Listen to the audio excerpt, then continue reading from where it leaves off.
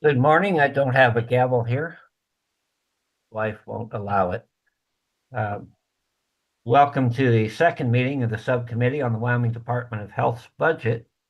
Uh, Today, our agenda looks to kind of do an after-action review on the budget cuts of 2017 and 2021. We'll also look at what happened at the last budget session and where we stand currently. We'll look at the effects of the one big beautiful bill and a couple of other items which you'll find in your agenda. First, though, because we're not all in the same room, I will dispense with the Pledge of Allegiance, but I do feel that prayer is appropriate. So if you will bow with me, we'll just take a moment. Lord, thank you for the people that we serve, for this opportunity to do this job. We know that it is a difficult task, and we know that we need your help, your wisdom, your grace. Help us to do this task effectively and with as much grace as is possible. Thank you for being with us. We love you. Amen.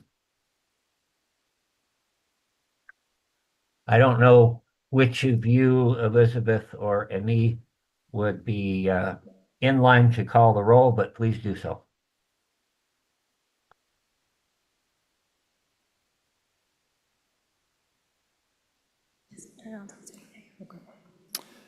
This is the subcommittee meeting on the Wyoming Department of Health for October 14th. Doing roll call, Senator Larson. Here. Representative Sherwood. Here. Chairman Pendergraft. Here. You have a quorum, Mr. Chairman. Thank you. A couple of other brief items. I would remind anyone here in the room or wherever you may be tuning in. If you look at the WyoLED site, you can see some information on the quorum. We'd ask you to observe that. I know that everybody's been through that, and I have every confidence that everybody will be on their best behavior. Also want to welcome Representative Stivar. He has significant amount of experience in this field, and I look forward to hearing anything he may care to add to this discussion. Senator Larson, do you have anything that you would like to open with this morning? Mr. Chairman, no, I don't. It's good to be here. We'll see what comments there are and continue on. Thank you. Thank you. And Representative Sherwood, the same to you. Thank you, Chairman. Just want to show gratitude and appreciation for our staff, both with the Department of Health and LSO, and know that they are giving up their time so that we can be more knowledgeable on this topic, and wanted to say thank you for that. I would obviously echo that sentiment, but without any further hesitation, I would welcome Director Johansson. Take us back in the time machine to 2017. What happened? Well, thank you, Mr. Chairman, members of the committee. Good morning. Stephen Johansson with the Wyoming Department of Health. I'm joined in the Zoom room by our Chief Financial and Facilities Officer, Eric McVicker, and our Interim Medicaid Director, Jesse Springer. Same guests that I had with me when we met in Casper 2 weeks ago. So appreciate Jesse, you and Eric being on with us. The reason that's important, Mr. Chairman, I think it's a benefit for the department, certainly, and hopefully for the state. All three of us have been around the Department of Health long enough to have been part of and actually been leading on previous rounds of budget reductions.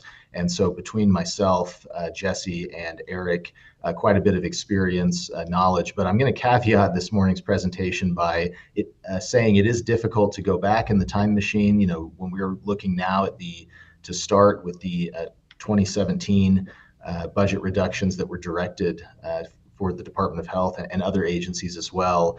We're looking at 8-9 years that have passed since the development of those reductions, and a lot of changes to various budget units that were part of those reductions.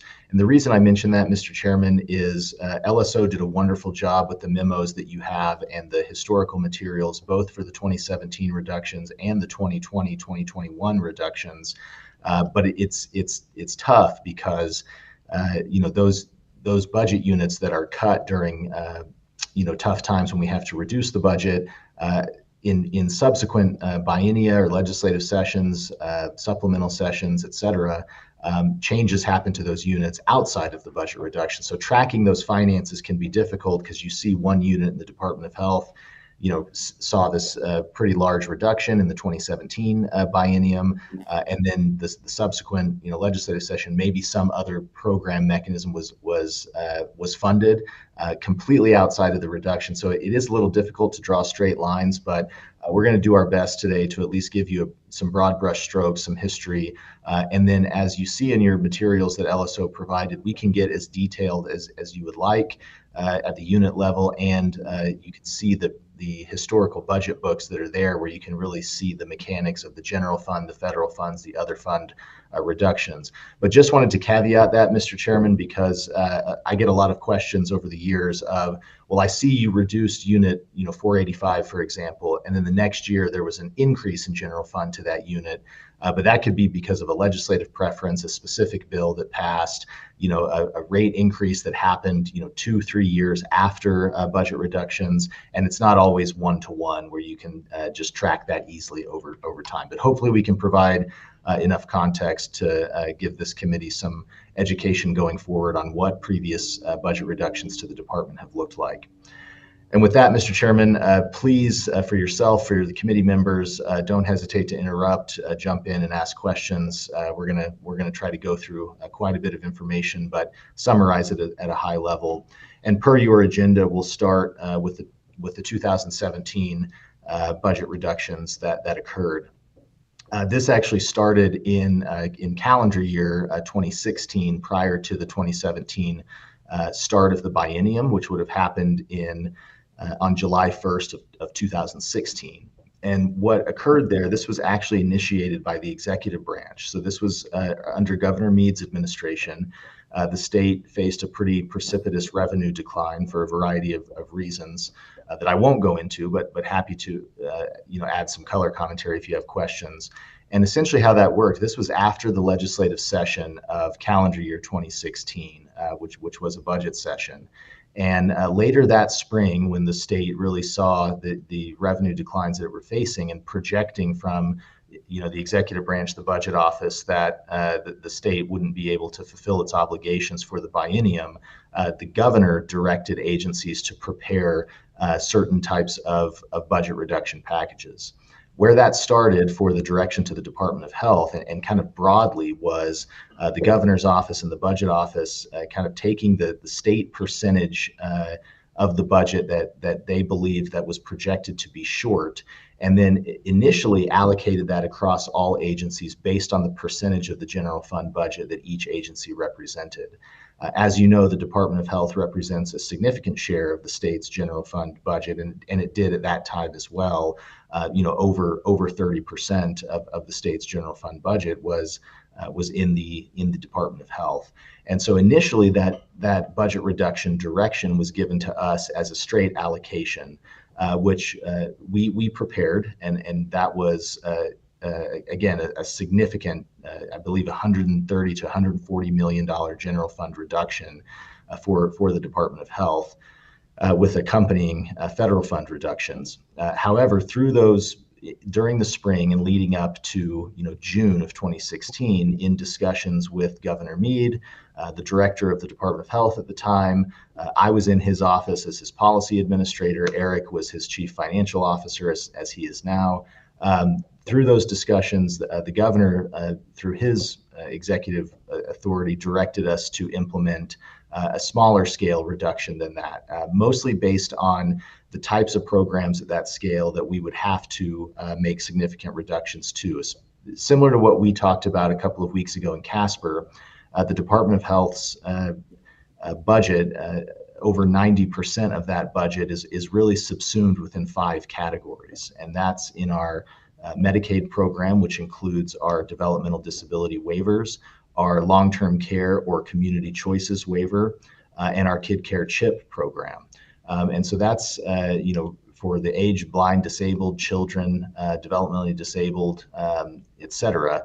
That's really where a lot of those reductions have to come from. And in reviewing those first initial runs that we proposed or came up with at that cut package, Governor Mead made the decision to change our direction down to approximately 9 to 10% general fund reduction in that first cycle. What that resulted in was a general fund cut target for the Department of Health of $90 million. That was initially what we were directed, beginning on July 1st to begin implementing, was a $90 million general fund reduction cut.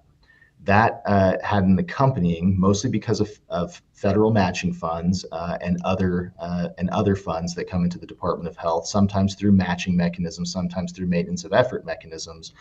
That had an accompanying $41 million of federal fund and other fund reductions, for a grand total of approximately $130 million of the total budget that we began reducing. And the reason I'm giving you the timeline is because we actually began through executive action reducing the budget in July of 2016, so the beginning of the 2017 biennium, and that's about 6 months prior to when we would begin our budget hearings with the Joint Appropriations Committee, and prior to the general session that would start in January of 2017. And that's where the complexity starts, as LSO and Ms. Martineau know.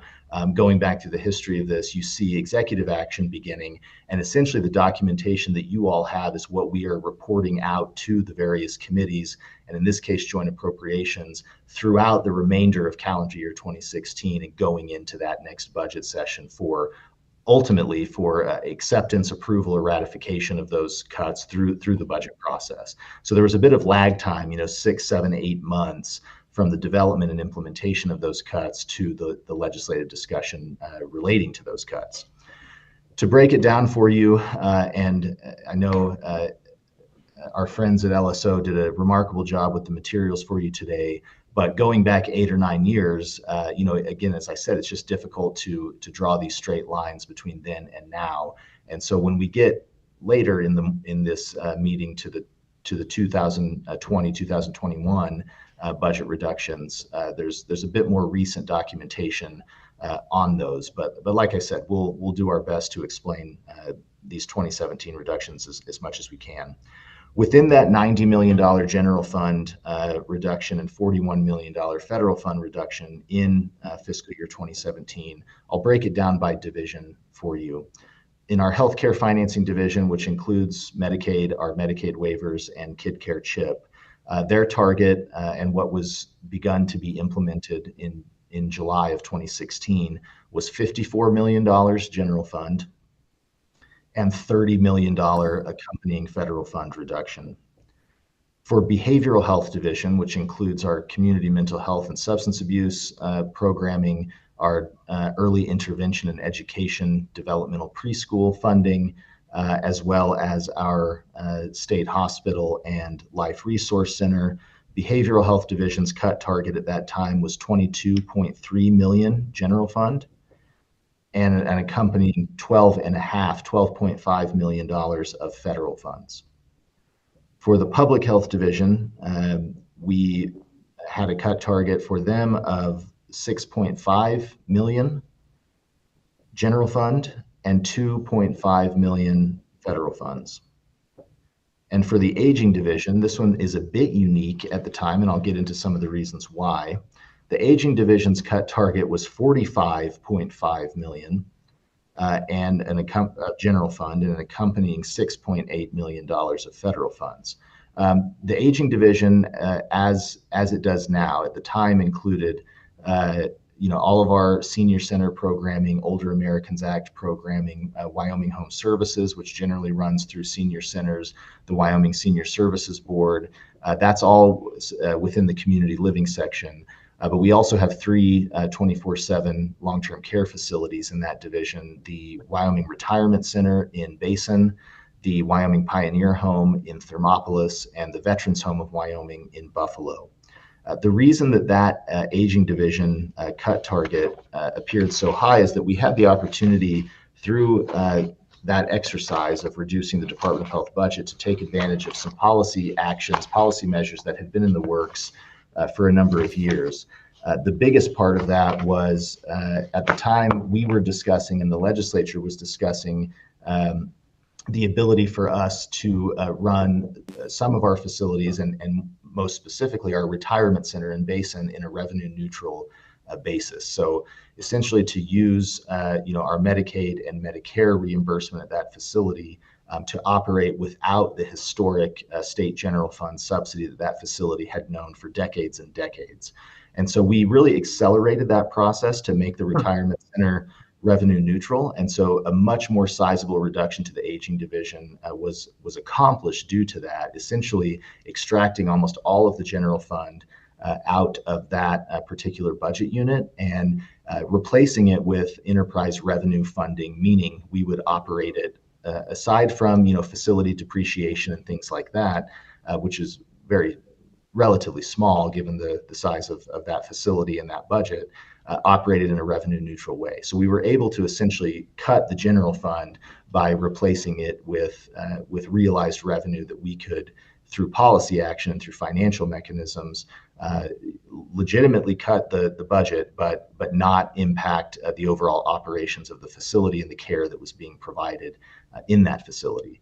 The way that looked was, we leveraged a state or cost-based Medicaid rate for state facilities, which is federally allowable. We started maximizing the revenue that we collected from private pay from residents who might not have been on Medicaid at the time.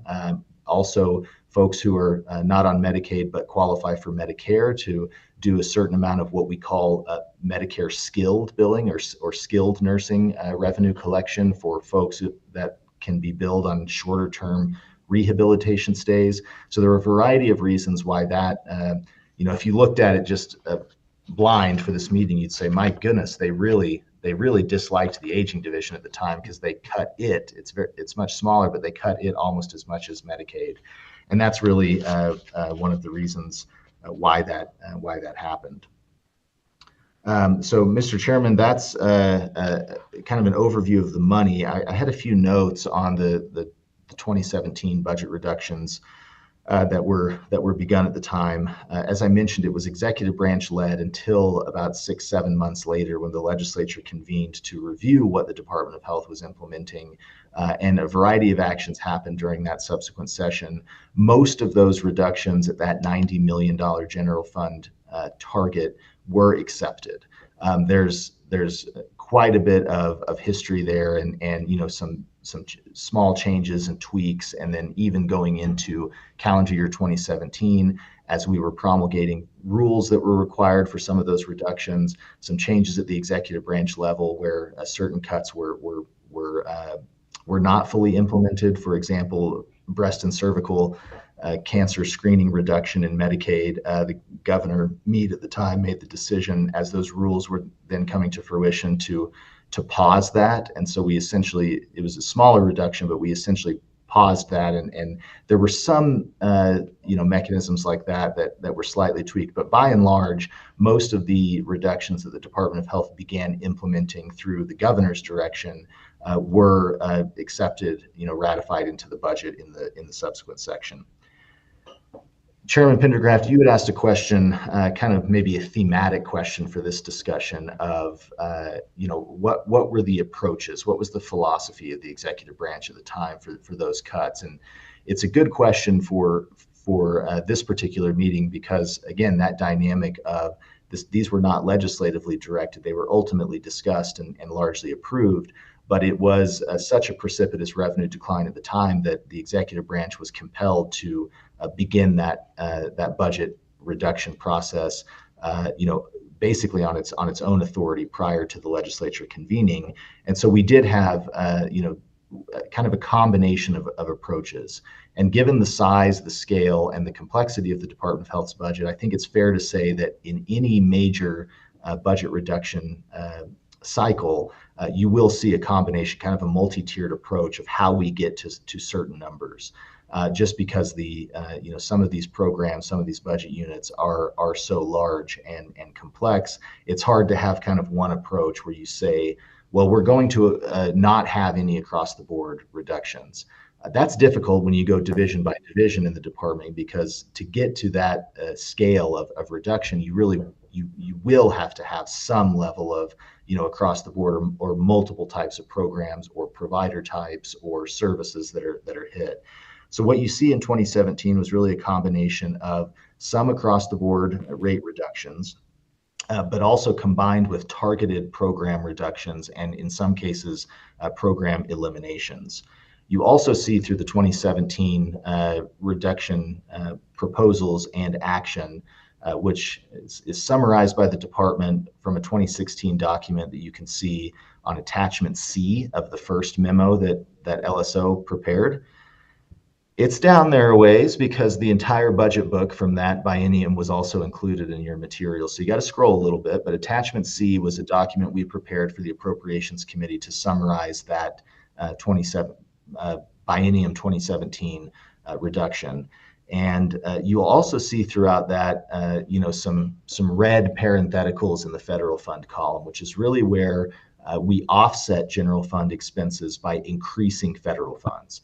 Various areas where we could leverage additional federal match, or areas where we were not, as a state or as a Medicaid program, maximizing federal fund and other fund revenues.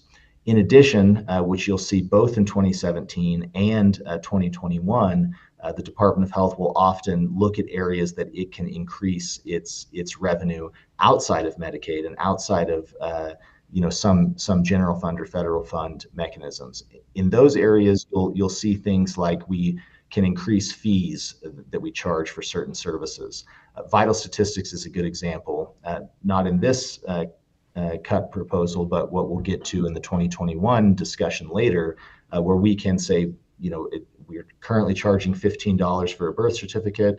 We'll get direction from the legislature or the governor or implement it ourselves to increase that by $5, or things like that, increase certain fees that we charge for services.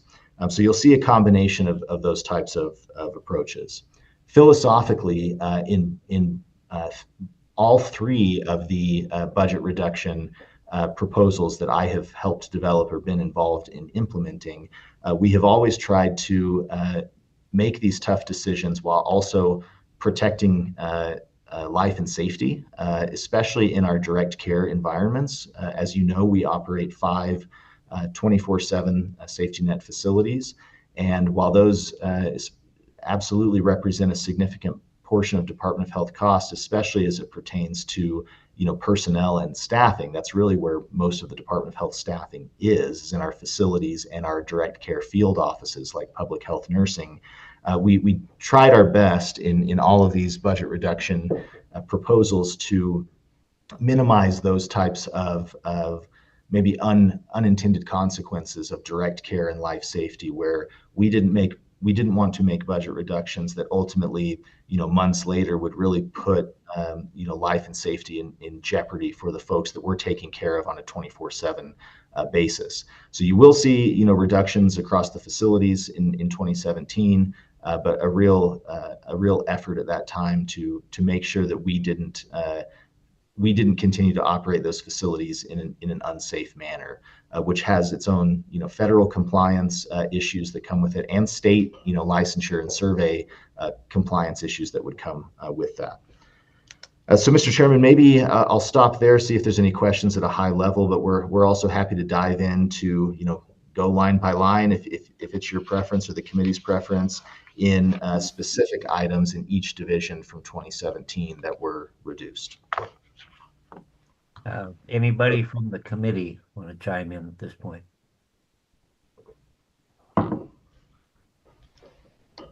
Thank you, Director. That's pretty much what I had in mind, just to give us a look, I'm especially interested in the thinking, how you decide where to cut, how you decide relative merit of various programs, um, how much damage is done with, I can certainly appreciate what they're talking about in the long-term care. There's basically a bare bones minimum at some point. Um, I'm curious, Mr. McVicker, you were there as well. Is there anything that you would care to add from your perspective at this point? Thank you, Mr. Chairman. Yeah, I would just echo some of the sentiments that the director said. I think we tried to avoid across the board cuts as much as we could, and look at areas where we could try to maximize some federal funding. I think, like he talked about at the retirement center, we were able to give up all the general fund from the retirement center and run it at that time as a break-even operation because of some enhanced, enhanced federal funds that we were able to use. And I think we also, and I'm sure the director will talk about it at some point, we have our health stat program, and I think that's part of what we look at when we look at different programs, and we can see efficiencies in the programs, what they're doing, what their purpose is, and that also helps us decide where those cuts could be made. Director, you want to talk about that a little bit? Yeah, thank you, Eric. And Mr. Chairman, I think that's an important point. And it was more in its infancy at that time, but still had been operating for a good 4 or 5 years prior to this 2017 need to reduce the budget. I'm pulling it up, so bear with me. Director Tom Forsland, who came in with Governor Meade and was the director of the Department of Health for about 8 years, he was really big on performance management and kind of from what we call the performance stat school of performance management, of really deeply quantifying the value chain of everything that you're doing in each specific program of an organization. And so back in approximately 2011, 2012, he began this department-wide initiative that we still have today, and it's grown and something that I'm very proud of, that we're very proud of. We call it HealthStat, and it's approximately 70 plus programs, unique programs, almost all of Department of Health programs that we do quote unquote health stat on. And it's regular performance management that at a high level, every single program essentially speaks the same performance language across the department. And we have a document that we always share every year with the legislature, with the JAC, the Joint Labor Health Committee, and the governor. That is our kind of year-end performance management Bible, so to speak, on all of our Department of Health programs. What that contains is essentially 2 reports for each program. One is a program snapshot that gives you the basics of the program. What is it? How much money does it have in each fiscal year? What are its staffing levels? What's the funding breakdown? And some general, notes. Where was it established? What law or statute, established that particular program or function? And then the second document that each program has is what we call a program performance report. And that's really where the value chain that we all kind of have unified our language in the Department of Health of how we look at a program. That's where the more granular data exists. So each program has what I think is very important is a core purpose. And it's really a sentence or two of what are you trying to accomplish? And that's stated right at the top of these documents. And that should drive, everything that I'll mention next. And the value chain then comes in from what are your outputs? What are the things you're buying or producing or delivering? And those can be quantified in units of service or things that are being procured. Units that are essentially the widgets that are being turned out with the financing or the resources or the staffing of that particular program. The inputs that it takes to deliver those outputs then generate what we try to come up with is a few efficiency measures. How efficient are we being, just dollars and cents and people in delivering that particular program? But ultimately, we also have each program select no more than 5, but it can be anywhere from 2, 3, 4, 5 high-level outcome measures. And that's the ultimate result of that value chain, is to look every year, and sometimes in many cases more granularly than that, what outcomes are we looking at, whether that's for a specific population that we're serving, certain types of measurable outcomes on their health, event rates when it comes to hospital admissions or ER visits in some cases, or overall trends that we're just trying to see. And that should all nest within that program core purpose. So at the time of the 2017 budget reductions, HealthStat had been operating for a handful of years, and it was a difficulty to get it implemented department-wide, but I think a really good and heavy lift to get us there. But to Eric's point, now HealthStat, we're in our, I think, 15th or 16th year of doing HealthStat. And when you think about it, we have our agency strategic plan, we have our division strategic plans, and then nested within that, we have performance data on all of the programs or functions within those divisions that we can now reference and see, hey, are we hitting the target here? And I'm very proud of HealthStat and the agency, largely because of the culture of performance that we've been able, especially in recent years, to develop in the department, where you have professionals coming in front of the director, coming in front of our senior staff on a regular basis.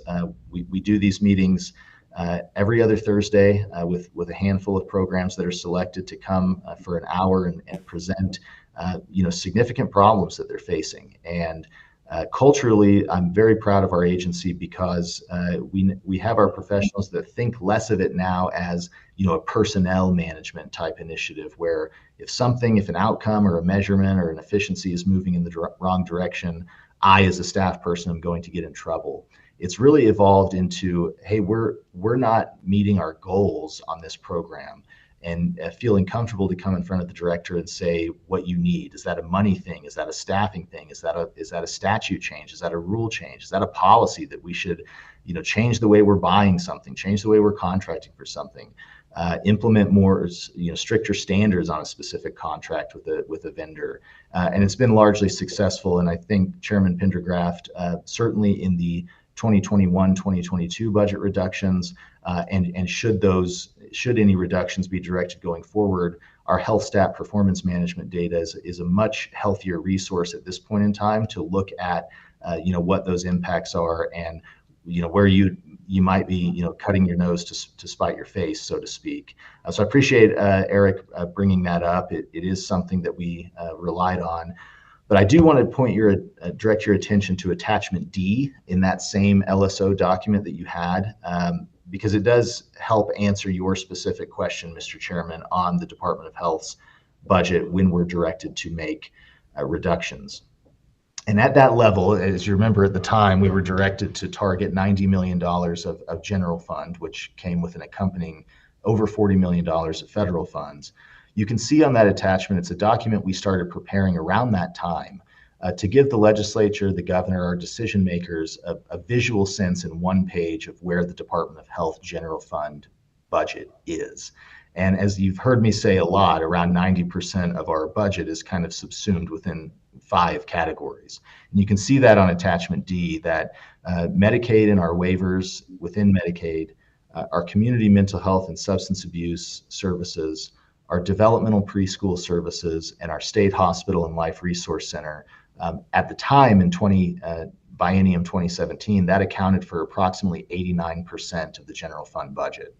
So when you have cut targets at a certain level, the department getting a direction to reduce $1 million across the department is a very different direction than looking at 90 million, 100 million, 100 million plus.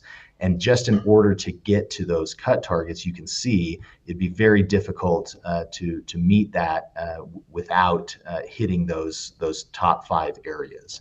And a few things that I'll mention there, Mr. Chairman, because I've had really good discussions with members of this committee and JAC and others over the past 1 to 2 years, that often, and we would love this too, that you get these difficult cut directions, and And there's an assumption, hey, take it out of staffing, take it out of overhead, administrative, so things that don't, won't have that kind of harm or life impact on people. And it's just really difficult with the Department of Health structure because so much of our general fund, so much of our funding is within those top 5 areas. But also when you look at the staffing of the department, we have about 1,400 authorized positions. About 1,000 of those are at our 5 24/7 facilities. And a good significant chunk of those 1,400 are, public health nurses in your county field offices that are delivering long-term care assessments and immunizations and healthcare services for the communities. And so you look at the breakdown of where the administrative costs go, out of approximately 9 or 10%, staffing and overhead, the vast majority of that 9 or 10% is in those direct care settings. And so even if we wanted to, did an exercise for a few legislators last session to show we could eliminate every single position, which I would not advise, but we could eliminate every single position in the Cheyenne offices, my office, the division offices, and we would not reach 0.5% of the general fund reduction. That's just by nature of having Medicaid and our waivers and our mental health services and our developmental preschool services for developmentally disabled and delayed children. It's just such an extreme relative amount of money relative to the Department of Health's administrative costs and operations that it'd be very difficult to extract that kind of cut target without hitting those areas. Mr. Chairman, if I may, I'll see Jesse Springer was also heavily involved in Medicaid at the time in preparing our 2017 reduction packages. If there's anything other color commentary he would like to add.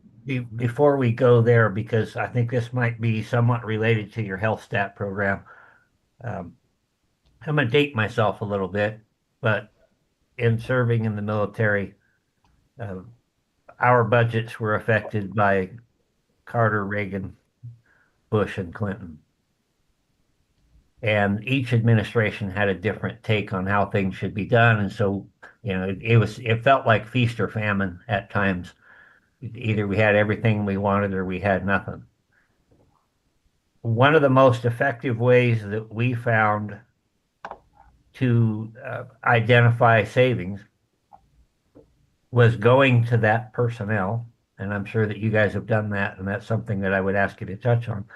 And just talk about internal efficiencies. The people on the ground that are actually doing the job will often look around and ask a simple question. Why did we send this over there when if we sent it over to here, we would make things simpler? How much has that weighed in, and is that a regular practice? Are there perhaps rewards if a particular employee or somebody comes up with an idea that just makes a lot of sense and saves some money? Is there an opportunity for some reward in that? Do you have any programs of that type?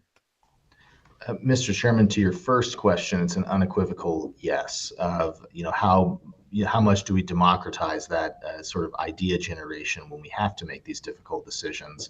And I'll just give you a sense of the structure at the time, going back to the 2017 reductions. Similar to how the governor said, okay, Director of the Department of Health, here's your reduction target. We also gave that direction to each of our division administrators to say, within the department, we have to hit this macro number. Here is your division specific number, and gave quite a bit of flexibility to those administrators and their staff to do exactly what you're saying.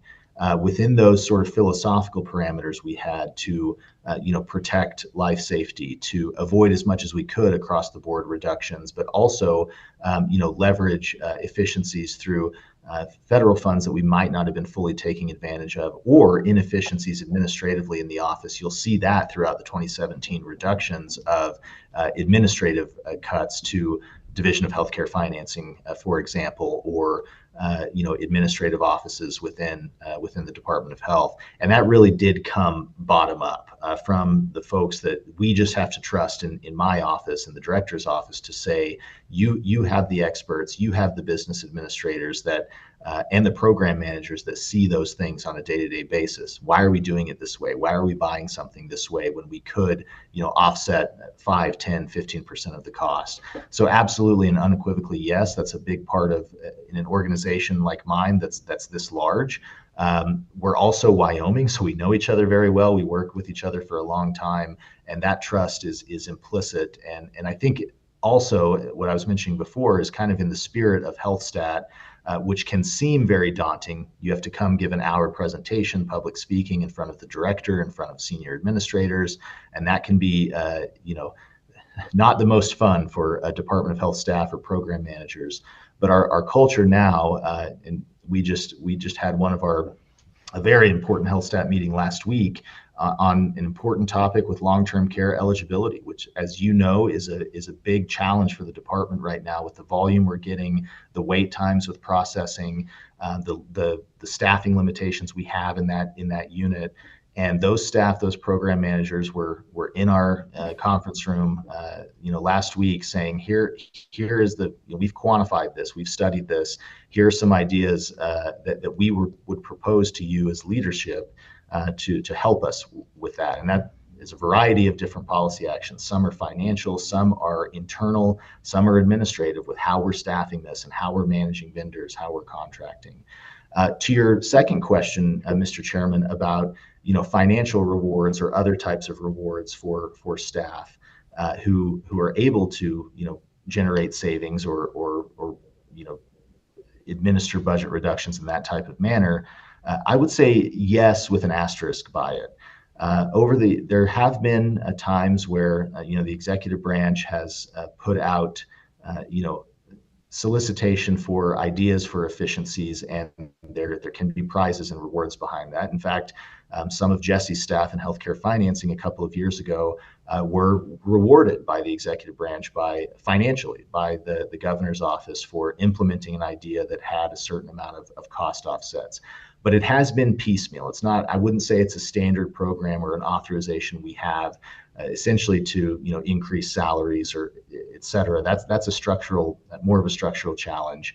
But I think I will put it this way, culturally and within the way we manage and administer the Department of Health, those things through other mechanisms, whether it's recognition in writing from the director. I do quite a bit of that when folks go above and beyond administering their programs, and again, might not mean as much to someone as a check for a couple of $1,000s, but I think that recognition does go a long way. So I think we have somewhat of a positive culture around trying to identify inefficiencies, trying to identify waste, and bringing those to the attention of leadership. Thank you. I believe we were going to go to Mr. Springer before you were so rudely interrupted. Chairman Pendergraft, thanks for letting me join today. So as we went through 2017, 2018, the revenue drop was quite severe, and in Medicaid we took very large cuts. But what we always are looking at are the services optional versus mandatory. We talked about this before. Are they general fund programs that were started 10, 20 years ago, where now there's a federal alternative that we could add to Medicaid? So we had a number of programs like the Prescription Drug Assistance Program, which was a great program, helped people under 100% of the poverty level. We really ramped up our medication donation program as an alternative, which was, kind of a less expensive way to do the same thing. Doesn't mean that we are meeting all the same needs as the Prescription Drug Assistance Program was doing, but that program was 100% general fund. So when we look at something that's 100% general fund and we look at something that is getting 50% or higher federal match, we're having to cut $2 on a federally matched program, or sometimes even higher. If you're looking at CHIP, you have to cut basically $3 to get $1. Similar, we had something called state licensed shelter care similar idea. There was a general fund program that paid for basically the beginning of nursing home care with general funds while people were in the application process. It also paid for leave days and things like that. So, there's some policy changes like where things that are not normally covered by private insurance were eliminated. There were some attempts to change eligibility because there was alternatives such as the marketplace over 100% of the poverty level. Those were very unpopular changes, mainly because the people that were impacted were in many cases disabled or going through a major health event such as cancer. So in those cases, we had to make those cuts from other places. And this goes to optional for adults. We, at the time, eliminated adult dental. So basically, we don't have very much adult dental at all. And adult vision was also restricted. So what that's done is, it's actually made it harder to recruit dentists to serve children. And we hear this because, hey, I'm not going to take Medicaid because you don't really serve all the people. Or if they take an adult, they can do a cleaning, but they can't really do any other service except a cleaning. So right now for adults, we really cover cleanings and extractions because if we went any further than that, we were actually seeing increased costs in more emergency room visits for dental reasons. So we still allowed extractions, but you kind of, if you push too far, it usually spills out somewhere else. And so we tried to find things that we could change rates, things like that. At that time, we also took an administrative reduction because we essentially the same as the across the board rate reduction that providers were experiencing, to say if we're saying the providers can live with 5% less rate, then we as the division need to live with 5% less admin and try to make that work. And we did that through renegotiating contracts, with eliminating contracts, moving processes to fully electronic. I mean, there's probably 100 things that were needed to get to that level of reduction. And then, in some of the other Department of Health programs have this, we saw if there's places we could generate more revenue. So that in our world, the biggest revenue we have is pharmacy rebate. So we had it was quite successful, generated more than we thought it would, but moving physician administered drugs into our pharmacy system, our pharmacy manager, Corey Cooper, really kind of generated this idea, helped implement this idea, but we really maximized our rebate. And so that was a revenue generation. Similar idea on third-party liability. Hey, can we do a better job identifying other insurance policies or options? And with that, we just don't have the expenditure.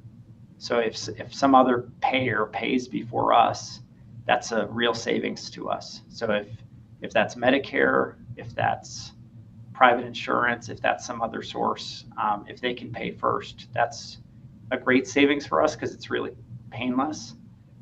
It just takes the work to identify those things and make them work. And those, a lot of these themes have been continuous.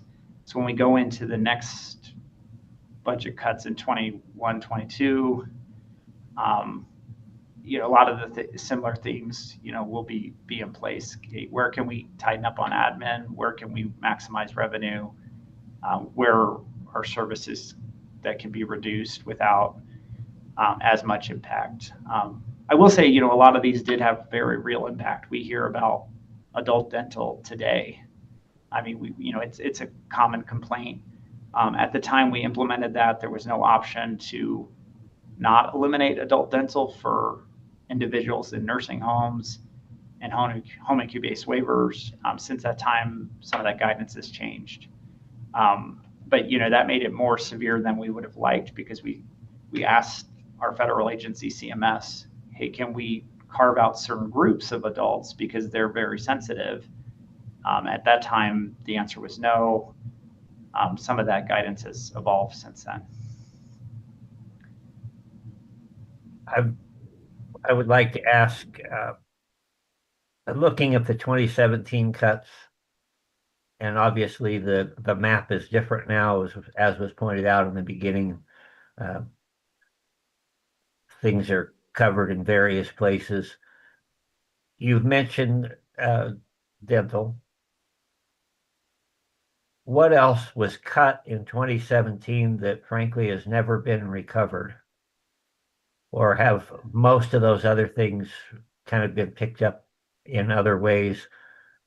And how much of that came back since that point, I guess is what I'm trying to get at. Mr. Chairman, it's a really good question, and I'll try to structure our responses, and I'll lean on Jesse for the Medicaid component, which was a large part. Approximately, as I mentioned, $54 million of that initial 90 million was in our healthcare financing division, Medicaid. So that'll be probably the biggest part of the discussion. But as I mentioned before, it's a mixed bag. But there were full scale cuts and elimination that were adopted and have never been added back, and that can be some program eliminations.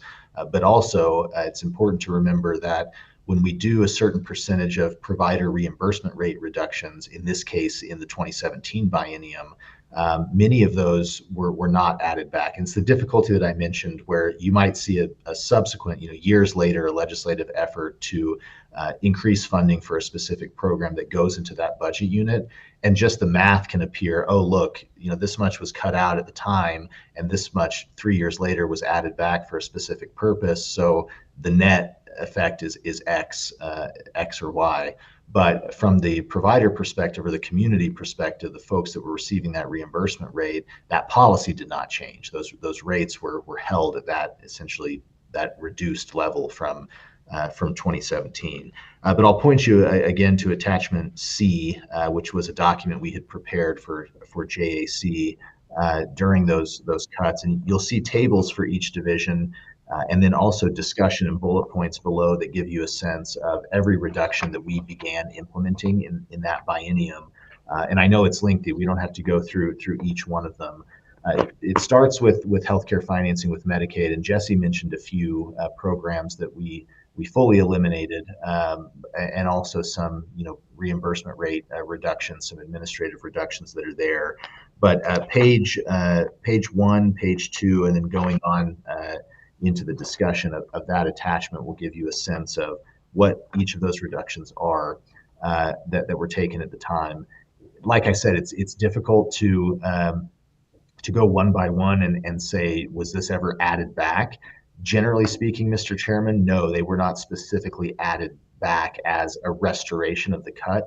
We'll get to some of that in the 21-22 budget reduction shortly, where it was a little bit more structured in. We had step 1 reductions, which were mostly internal to the executive branch, then step 2, which were broader, and most of those were accepted. And then step 3 was something we were directed to prepare. Ultimately, the legislature either froze or added back a lot of those step 3 reductions, which Representative Sherwood will remember. She was on JAC at the time, where they really said, okay, I think the legislature said, department, don't make all of those step 3 cuts. Some of them we did. So we can go through that, Mr. Chairman. If you don't mind, I'll just ask Jesse briefly to mention a few areas in 2017 on the healthcare financing reductions of things that were, fully cut, presumably fully cut to this day, and then some examples of the inverse. Jesse, if you have them. Chairman Pendergraph, so just kind of going through that document, the provider rate reductions, essentially most of them for most providers were never restored to this day. Some providers had, nursing home had a large increase later in time, home acute-based waivers. Some of those waivers had different cost of living or rate increases that were funded at different points of time. But essentially others, like a physician, that those rates were never actually increased from this 2016 level. So they've actually been at that level essentially for many of these services, almost frozen with no increases since 2016, 2017. So, and that's caused its own set of issues with providers accepting Medicaid, particularly like physicians, those type of services. So, those are sort of things that have started to spill out. The changes where we move to tribal funding, IHS, Indian Health Service funding, those things have been permanent, actually have been very successful long-term initiatives of trying to grow services that the two tribes offer. As they offer more services to the tribal members, those are 100% federal. And if those members don't then leave those tribal providers, that's a real savings for the state. So that's been a strategy we've been pursuing. The Magellan CME, that's a managed care program that we've had good luck with tightening those and making sure we're paying a better medical loss ratio. So that's actually one that not only that reduction, you'll see that one continuously, that we've continued to get the same program, same impacts, but delivered at a lower cost. Nursing home diversion generally, and the growth of the community choices waiver and the reduction of nursing home utilization has been probably the biggest saving grace of our budget over the last 10 years, and especially in the last 5 years. So our nursing home utilization has dropped dramatically. The rate we're paying per day is much, much higher to reflect those higher costs, but the utilization of nursing home has declined. And the increase of community-based options through our community choices waiver, home health, hospice, those options have grown dramatically, and they're less cost for the state. So that's really started before this in 2013. It accelerated in this time period, 2016, but it's been one of those continuous trends that's been helpful to the budget. We currently, in a given month, have 1,200 people in a nursing home. If each person that transition, that we don't serve in a nursing home can serve 2 to 3 people in the community. So that's really the largest source of savings we've had. Funding the nursing homes adequately, but making sure people have options well before that to stay in the community and usually stay with their family member. And Jesse, I might jump in, sorry to interrupt, but Mr. Chairman, I think it's a good segue into that's a few examples of provider rate reductions, and then some administrative policy actions we can take to leverage additional revenue. I want to pivot to some policy decisions we made at this time, and it continues to be something we look at that can be helpful in budget reduction cycles, but also just give you a sense of what it does in our relationship with the providers that provide service on our behalf in these programs. And if you'll look on that table, it's page 2 of that attachment that we're going through, you'll see a line with a pretty significant general fund reduction called behavioral health service cap limits and prior authorizations. And I'll have Jesse explain this, but just at a high level, I'll cue it up. Medicaid, we insure, in any given year, around 70,000 individuals. So it's a pretty big insurance plan, for lack of a better term. And in any insurance plan, you have, the cost that you're paying providers in terms of your reimbursement rates. You have your administrative costs and overhead and your systems and your contracts. But you also have policy measures of, what restrictions you put on services that are being billed to the state by providers. And this can be irritating to providers when we have mechanisms like this, but it's something that we do have as a tool or a strategy to look at areas where we potentially see overutilization, based on local or regional or statewide averages, and we can implement mechanisms to either restrict that or require documentation for why that service is necessary. And so this was something that was implemented at the time in behavioral health, where we did see some excessive utilization in a few areas, and the department made the decision in Medicaid to implement certain soft caps on services. In this case, it was the number of visits per year that you could go up to, in basically a provider billing this number of behavioral health visits. And if you exceeded a certain threshold, then you had to, we required what's called a prior authorization or a reauthorization that demonstrates, which is federal requirement for us, is this service, continued service, medically necessary based on, a physician or a provider's review and documentation of that. And the reason I bring it up is you can see it's a significant cost reduction. It's a way we can reduce the budget. But I would encourage you to put yourself in our shoes as a payer, as a government regulator, so to speak, where that's not very welcomed news in the provider community. That now there's going to be paperwork associated with demonstrating that this service is necessary. But it can have a result of reducing utilization and reducing those costs, and it's something that we kind of have to continuously look at. So. Again, I'll have Jesse go into more detail, but at that time that we implemented it, it was implemented. It's a burden, it's a hassle on the provider community, and then over time, the months and years that follow, we look at that to see in those authorizations that we're requesting, what percentage of those are we saying, okay, that is authorized. You can continue to bill and provide that service. And when that gets upwards of 90, 95% and above, we look at relaxing those policies, right? Because we're seeing the demonstration that the utilization is medically necessary.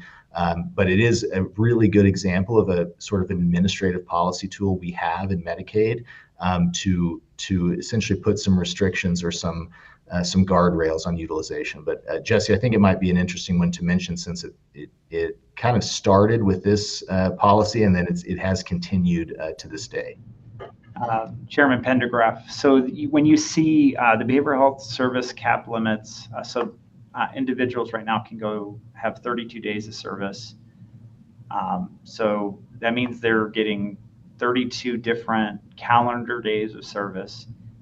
And then when they are going to any provider for the 33rd day, we're asking for medical documentation to justify that level of care. It's quite intensive level of care. So we're saying, what is the plan of care? How is this treatment being pursued? Is it structured? Is it using, modern treatment guidelines? And then, is the service necessary? Is there improvement? Is it a recuperative service, or is it a rehabilitative service, which is in our, is it helping someone get better, or is it just maintaining? And then similar as on therapy, home health was a similar area where there was a very small, and in each of these, there's just a very small number of providers, usually 1 to 3, that are driving a huge percentage of expenditures before the prior authorization.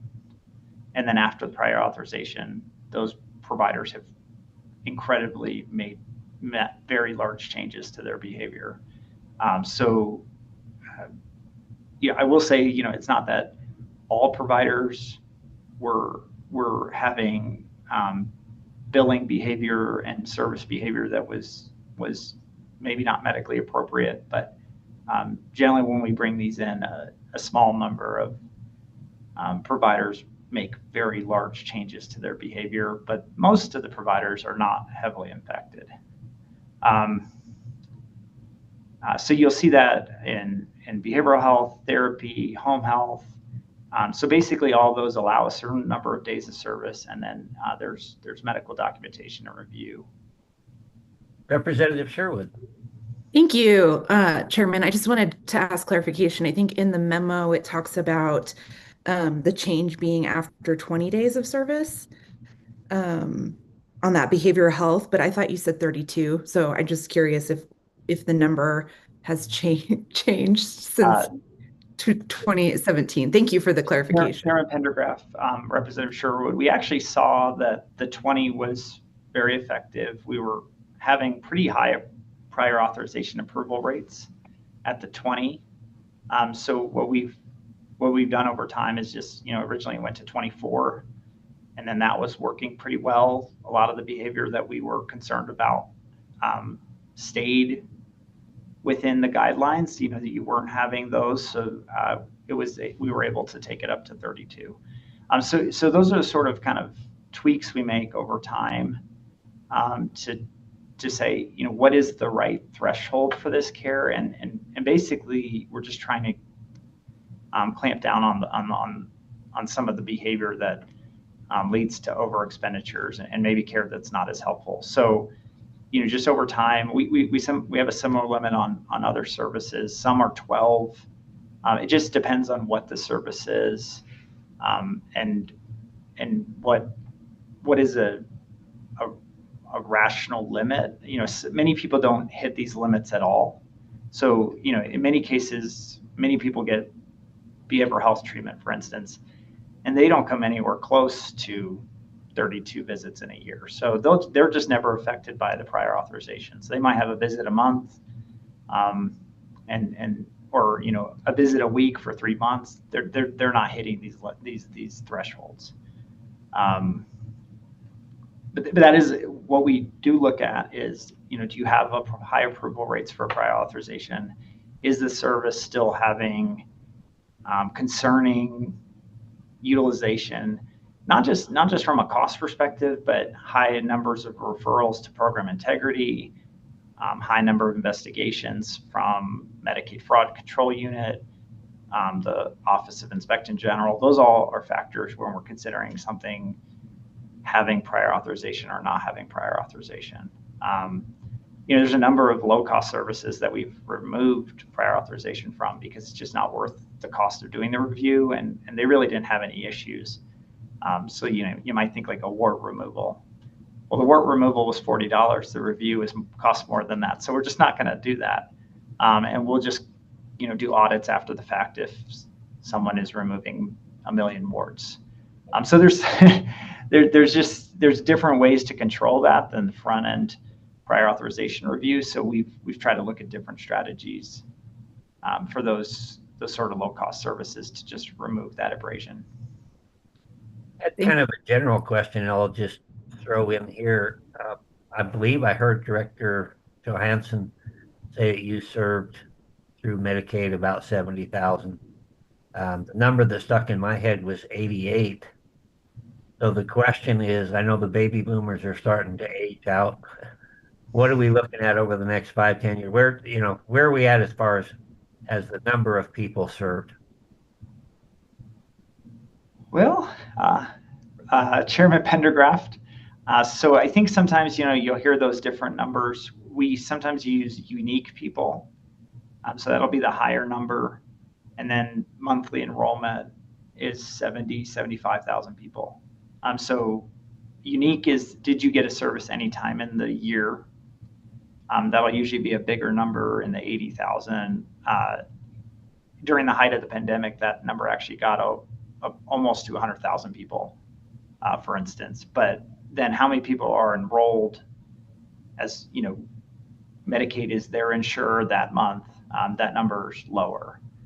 And that's generally because of churn. So people are coming on and off, or they're only on for a short amount of time.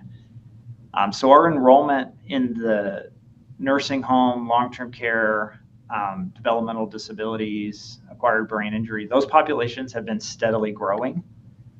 So they're not huge populations, but they're steadily growing, and each of those people is high cost. So I don't see any foreseeable future where those numbers go down. Supposedly we'll peak on the long-term care population from the baby boomers around 2030. That's some forecasts we've done in the past. Maybe that peak is in 2028, maybe it's in 2029, maybe it's in 2030. But it really depends on how healthy that population is and when do they show up for care.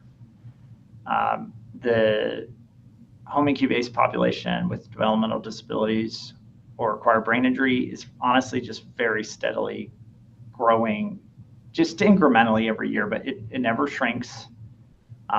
It essentially every slot that the legislature gives us is full. So it's full essentially before you give us the slot because we have a wait list and we know exactly how many people need care. And usually there's, right now we're projecting 450 or more people need that care as July 1st, 2026. On our children, pregnant women, family care adults, those really follow the economy. And so you'll see high enrollment if the economy is slow and very rapid disenrollment if the economy is incredibly strong. And so right now we're starting to see, some enrollment of children is, coming back to more normal levels where we were funded historically. Pregnant women, similar. Family care adults, I think, is a little bit unique. That one's also coming down, but the actual poverty level we use is also shrinking. So over time, if that is not pegged to an actual poverty level, it's right now it's pegged to an actual dollar limit. Eventually, that program will shrink because it's pegged to an actual income level versus a federal poverty level. So, for instance, that standard has shrunk over time from 50% of the poverty level just maybe 5 years ago to 40% today. And if we talk in 5 years, that'll be 35% or less, just because that standard is shrinking. So there'll be fewer and fewer people served on our family care adult. We were seeing increased enrollment in Social Security SSI, which is disabled as determined by the Social Security Administration. That I think gets to your comment on federal operations. So for instance, Social Security offices right now are closed. There is no disability determinations occurring. So we'll actually see a drop. We'll see less newcomers coming in the next month or two. When Social Security Administration clears that backlog, maybe we'll see a jump in January, February. But those are sort of things that where the federal operations can affect us and actually change our enrollment. Trying to think of other populations. The other populations are relatively small. We've seen declining enrollment in or just very stable enrollment in employed individuals with disabilities, breast and cervical cancer. We have a very small waiver that has declined to the point that we're likely not going to renew it, just because other options have become more attractive. So, something that has changed dramatically in the last 10 years is the availability of the marketplace, the private insurance marketplace. So some people that might have been looking and doing a lot of changes to their life or income or assets to get onto Medicaid, they can stay on the federal marketplace at 100% of the poverty level or higher. So I think that there is now an option to go to for insurance options, that Medicaid and CHIP are not the only game in town for low-income individuals. And Mr. Chairman, I might ask if you'd like me to move on to the other divisions for 2017 as we kind of round out some of the discussions on these. But please, if we should go in a different direction or you have questions, let me know. No, just any questions from the rest of the committee at this point? Everybody's happy. Please proceed. So staying on attachment C, again, 2017 budget reductions, you can look at the table. It's page 10 of the document that we provided at the time, but attachment C of the LSO memo. This gives you a table of our behavioral health division reductions. As I mentioned, their cut target was just north of $22 million general fund. And you can see the breakdown there. It's a bit simpler than Medicaid, smaller number of programs in this division. And you can see on the top line there at our Wyoming Life Resource Center, we implemented just under a 7% general fund reduction. And that included eliminating vacant positions, so 100 series savings there. Also a significant administrative cut to what we call our 200 series in administrative dollars, and also a contract that we had under the 600 series that was eliminated. And that generated just above $2 million in general fund reductions.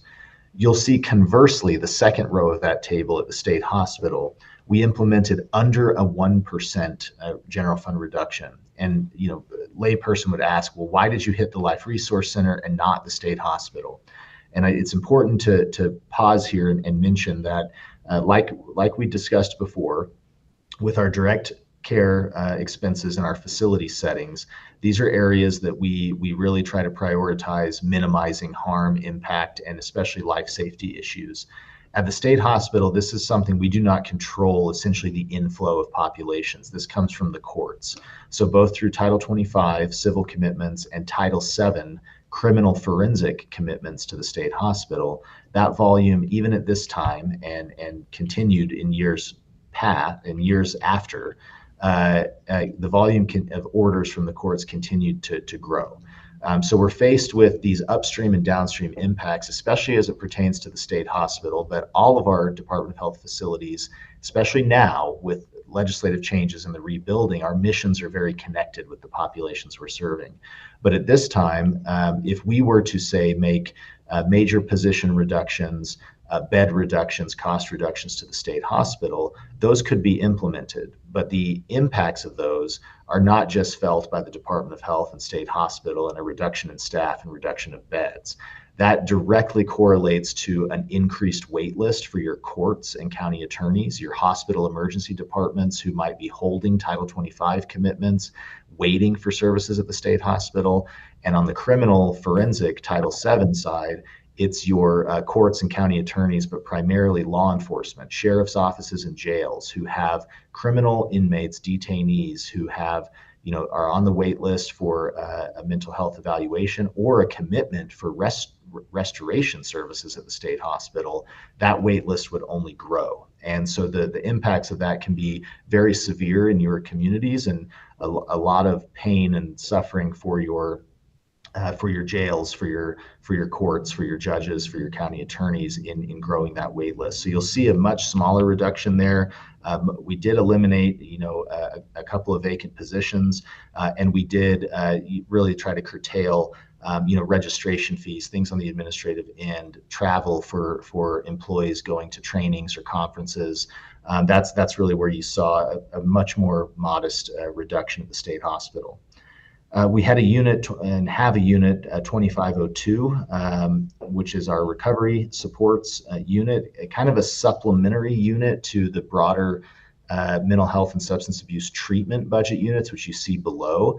And we made a pretty significant, in fact, about half of the general fund in that unit we ended up cutting. And that was some program eliminations in addition to some significant contract reductions that happened in 2016 and 2017 to get to our cut target. In court supervised treatment, which we, as of a year and a half ago, the Department of Health no longer administers. That's now administered by the Supreme Court. It's in the judiciary per legislation that you all passed about 2 years ago.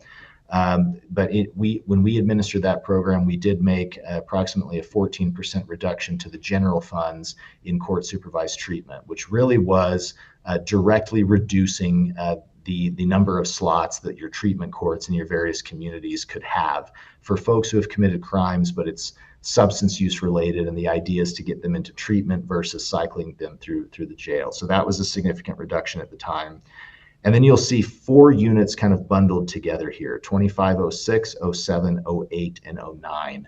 These are our community mental health and substance abuse budget units. So again, the second largest line item after Medicaid and waivers in the Department of Health budget are these 4 units.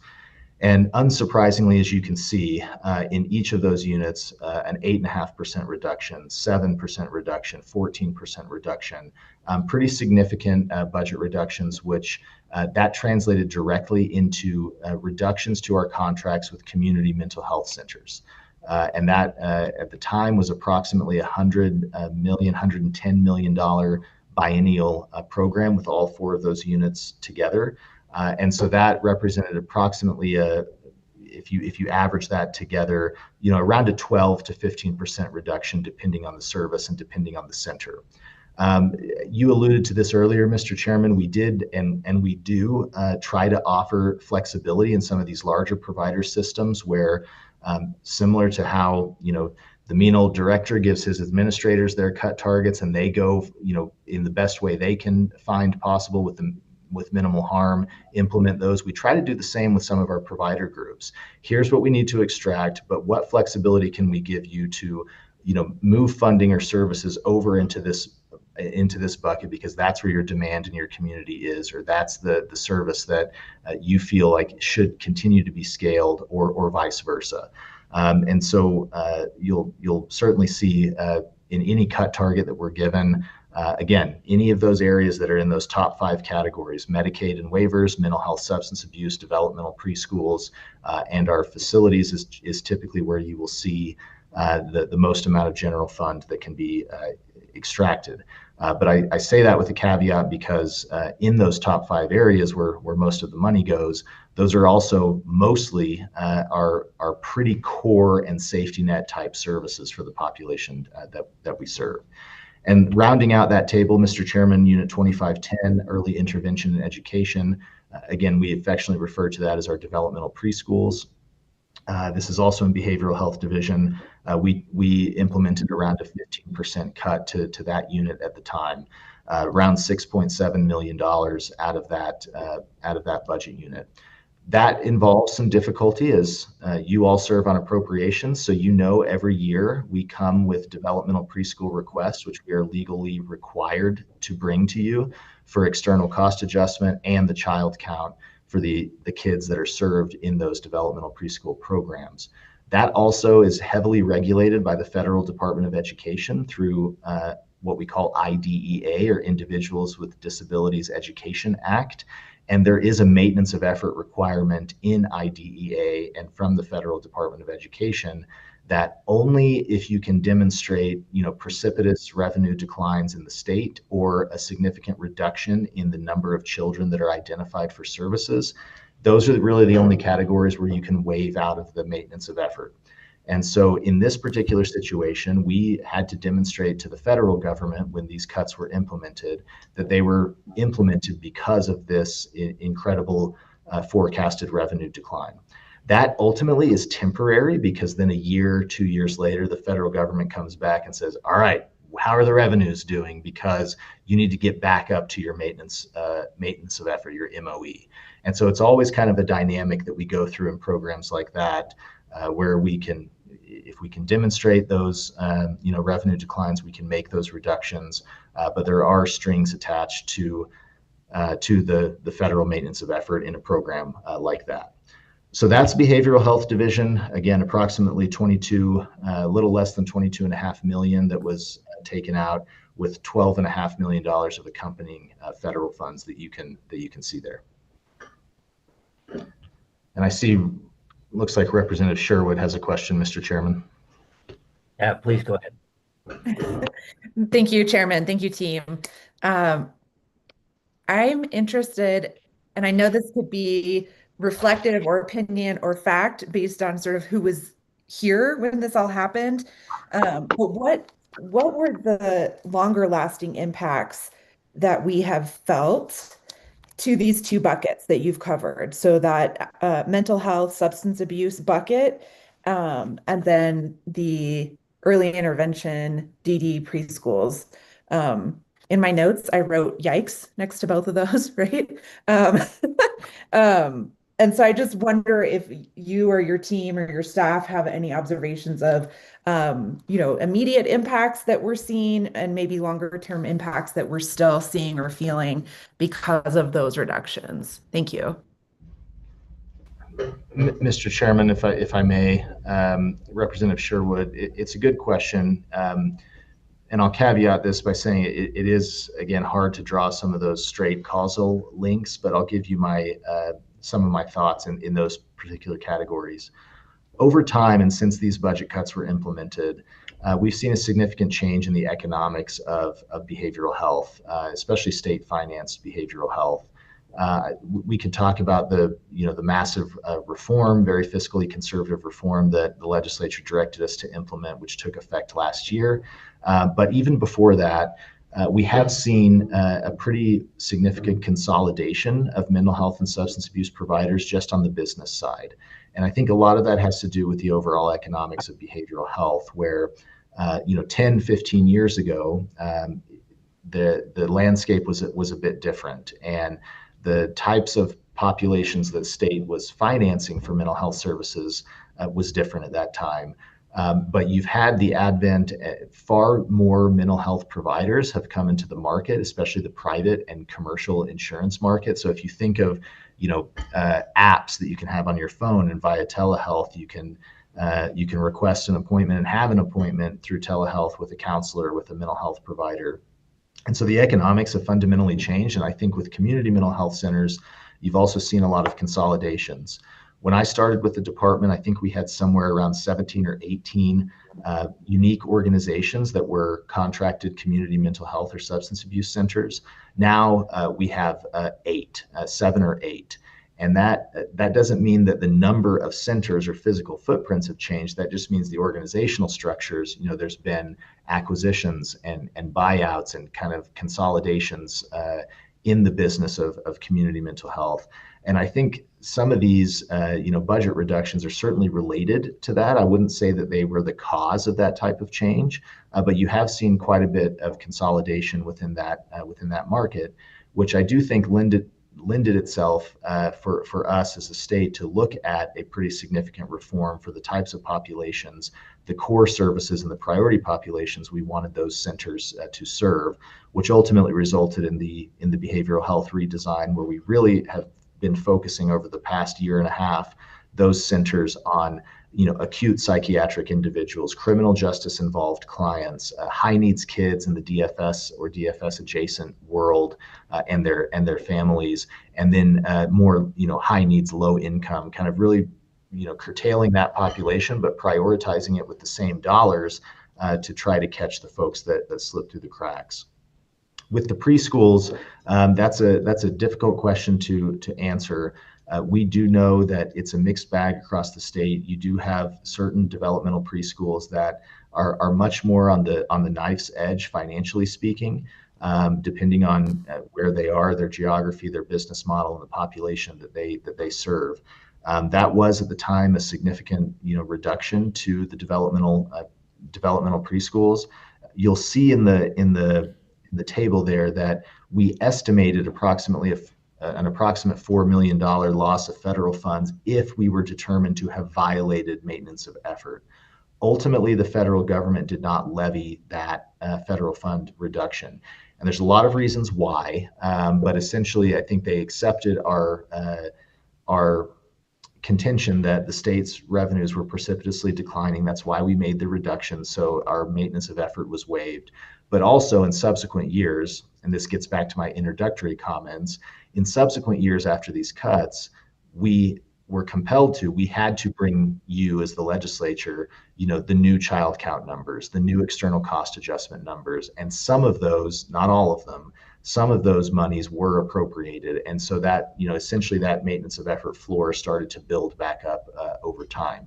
It wasn't a budget cut restoration, but really, new populations, new child count numbers coming in subsequent years that essentially allowed the state to avoid some of those federal fund reductions that we had predicted or projected might have been levied by the federal government through MOE.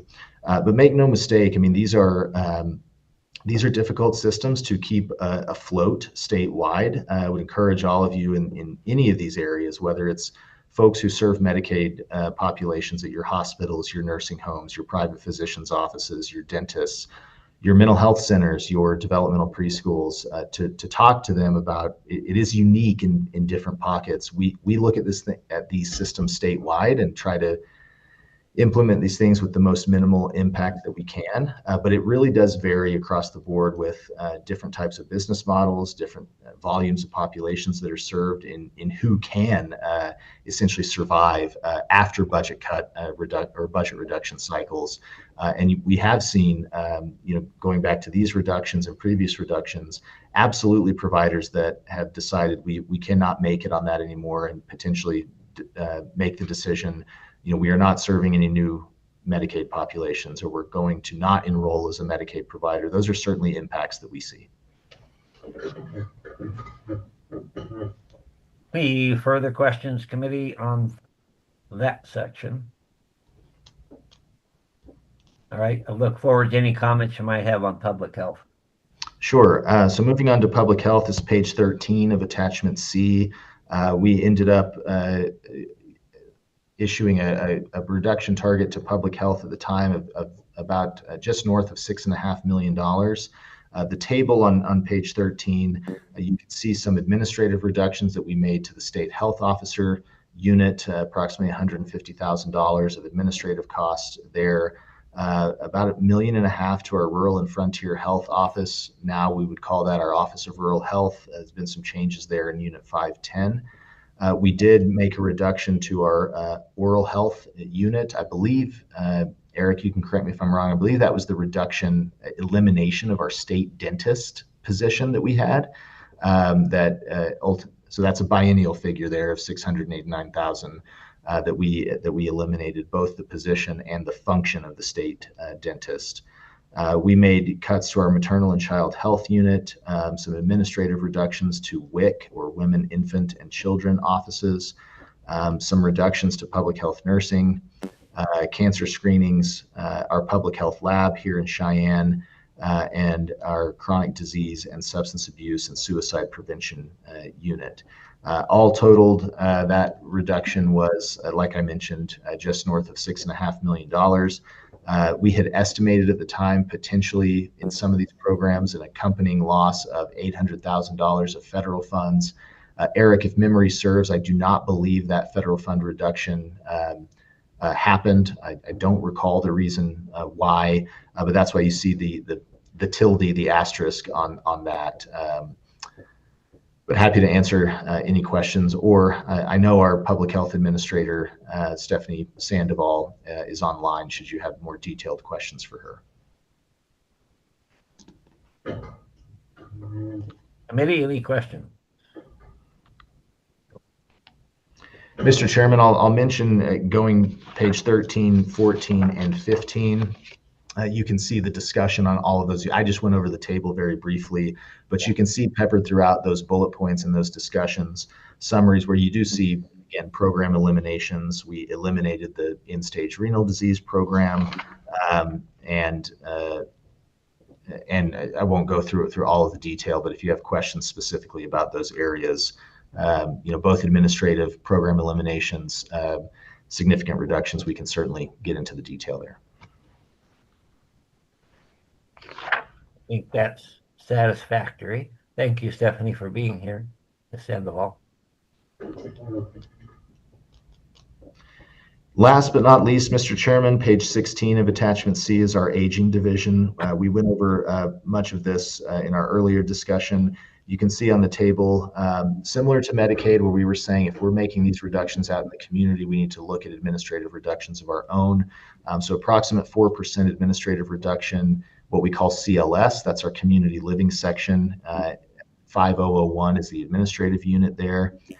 And then in our senior care units, so both for Wyoming Home Services, which is where you see WYHS, WYHS, that's a home care program mostly delivered through our senior centers.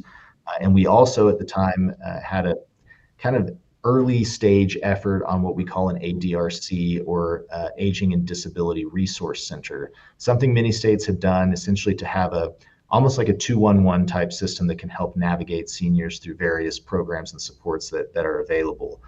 We ultimately reduced that significantly, I believe taking it out of our budget entirely. One of those very nice to have, but in these precipitous revenue declines, perhaps not a need to have program. So you can see about a $1.2 million reduction across our senior care units. Smaller reduction to elder rights, essentially legal services for the elderly, smaller reduction to our senior volunteer program, and a more significant reduction to what we call WSSB. This is a statutory function that the legislature set up years ago to fund the Wyoming Senior Services Board, or WSSB. Currently, I believe it's about a $10 million biennial program. It's funding that we give to that board that then gets distributed mostly to senior centers in the ways that legislatively created and governor appointed board determines appropriate. So we made a significant approximate 9% reduction to WSSB. And then some administrative reductions, very, very minor, to our healthcare licensing. That's our OHLS, Office of Healthcare Licensing and Surveys. We talked about that function and program at length at our last meeting. We do state licensure and federal conditions of participation for various types of healthcare facilities. We made some administrative reductions to that office. And finally, as we talked about at length before, the one with the big asterisk next to it, a very significant reduction, almost all of the general funds coming out of the Wyoming Retirement Center. That our facility, our nursing home in Basin, that was at the time we were moving in the direction to operate that with no general fund subsidy, essentially in a revenue neutral environment through an enterprise revenue account that was set up around the same time for us to leverage private pay, Medicaid rates, Medicare funding, and eliminate the general funds out of the retirement center. So, Mr. Chairman, that is in a nutshell the aging division for the 2017 budget reductions, and that kind of rounds us out. Hopefully a decent discussion, some education there on what our thinking was and what the governor and legislature's thinking was at the time around 8 or 9 years ago in those budget reductions. Thank you for that. It's very helpful. In looking back, and this question would be for all three of you, Mr. McVicker, Mr. Springer as well. Looking back, excuse me. Looking back at those 2017 cuts, I guess my question is there something that you really, really wish you hadn't done that caused a great issue? On the other hand, were there things that were successful? I see a lot of probably better leveraging of federal funds was helpful. Just an overall, I'd never do that again, or this would be the first place I'd go look again. Mr. Chairman, I'll answer broadly and then ask Jesse and Eric to weigh in as well. I think some of the things you mentioned where I'll oversimplify it, but put it where the department can work smarter and not harder, things that we weren't taking advantage of, non-general fund, revenue generating items that you'll see. Jesse mentioned a few that I think have been very successful. Being smarter about our tribal owned facilities, our IHS funding, which can be a significant cost driver if we don't leverage those opportunities. You'll see a lot of the things in red in this document where we have federal fund or other fund increases that I think are absolutely the smart and wise and prudent thing to do for an agency this large to really minimize impacts on the populations we serve. But also, very importantly, we want to have a healthy provider network, not only for the populations on our programs, but for the communities and other populations that may never encounter the Department of Health programs. Many of our providers do not just serve Department of Health clients. When you think of hospitals, physicians, assisted living facilities, nursing homes, dentists, et cetera, they're serving a wide range of clientele. We are part of their financial health. And I think a lot of these administrative or policy items that we took advantage of to minimize impact were very successful. A few things that I'll mention that maybe regret is the wrong word, but just complications and challenges associated with various cuts. Jesse mentioned, dental services for adults.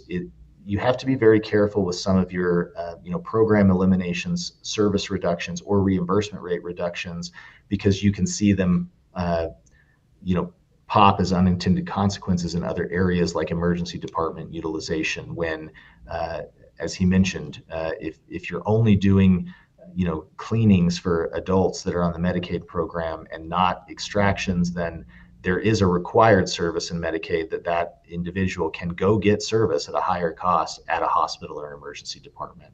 And so things like that, I think we've learned over time where our reductions are at least more minimally felt, and some where we would have those regrets. But I'd love for Jesse and Eric to also weigh in. Go ahead, gentlemen.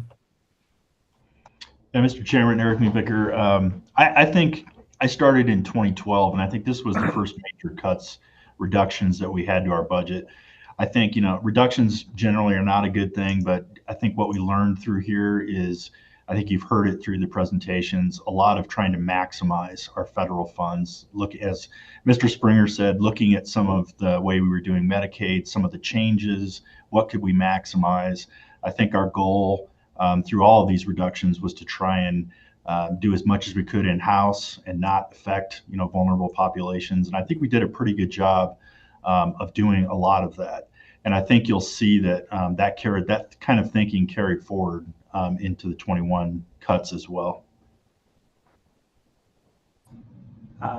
Chairman Pendergraft, probably the touching any of the eligibility of disabled or individuals, for instance, breast and cervical cancer, those people had cancer, they have cancer, and, they were in treatment.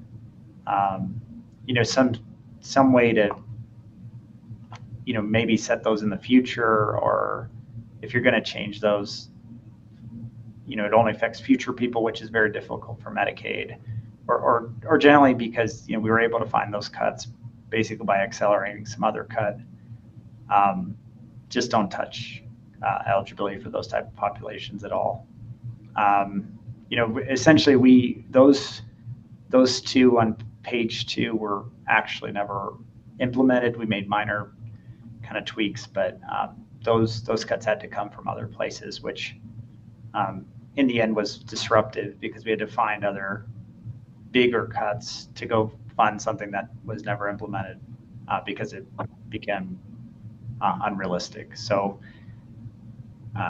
those would really be the ones I would recommend avoiding in the future. They're just really sensitive populations, and even if there is a good option, it's probably not the time that most of those individuals want to be thinking about, insurance shopping, and just the disruption to their treatment. Maybe that we have a provider in network, maybe it's not in network in a plan they could buy personally, and that's the sort of disruption that I think led to those not being implemented. All right, committee, any further questions?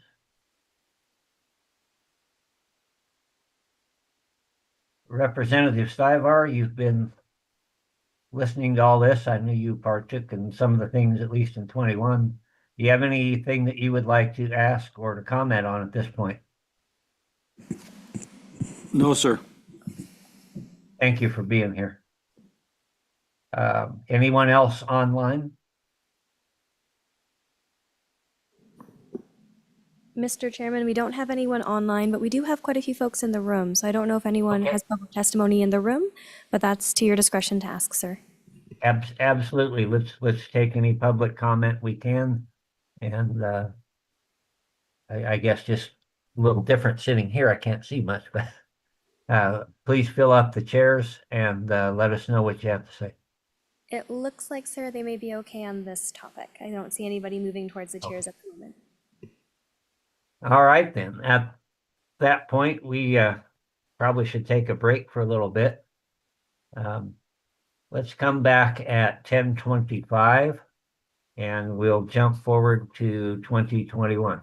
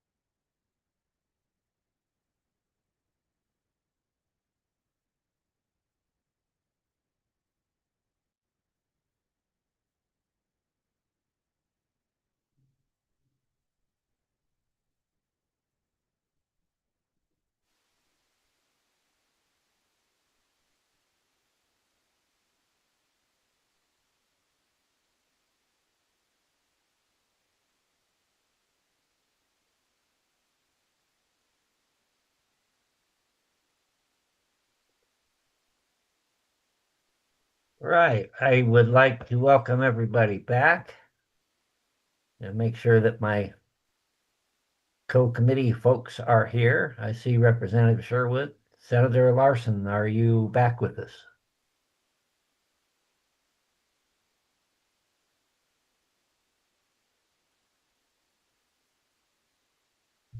We'll give him just a minute. I would mention for those who are just watching this process, a little reminder of what precipitated it. Back in January, we received some long-term revenue expenditure forecasts that were not particularly positive for the state of Wyoming. And there were several different forecasts that were given to us. They reflected, what's to happen if ECAs, if property taxes, if oil prices continue to stay down or drop. So they were just guesses. And each one of them had a rather dismal forecast looking at putting us in the black, or excuse me, in the red. And that is a part of what precipitates this. Now, we look forward to anticipate some new numbers coming out in January, and hopefully we'll have a little rosier picture. But if that is not the case, then we feel that this process has been helpful in trying to make the most judicious cuts that we could if we should have to cut. So that's what precipitated this. There was also the long waiting list for the DD waivers that we've spoken about several times, and the desire to, maybe we could find something somewhere to be able to get some of those people off the waiting list, maybe to better pay our providers that do selflessly care for those folks. So that's why we're looking at this. We hope that nothing drastic is necessary forthcoming, but we need to be prepared for that, and we need to be as educated as we possibly can. And as a part-time legislator, I'm sure that Representative Sherwood and Senator Larson would agree with me that there's a lot to wrap your head around.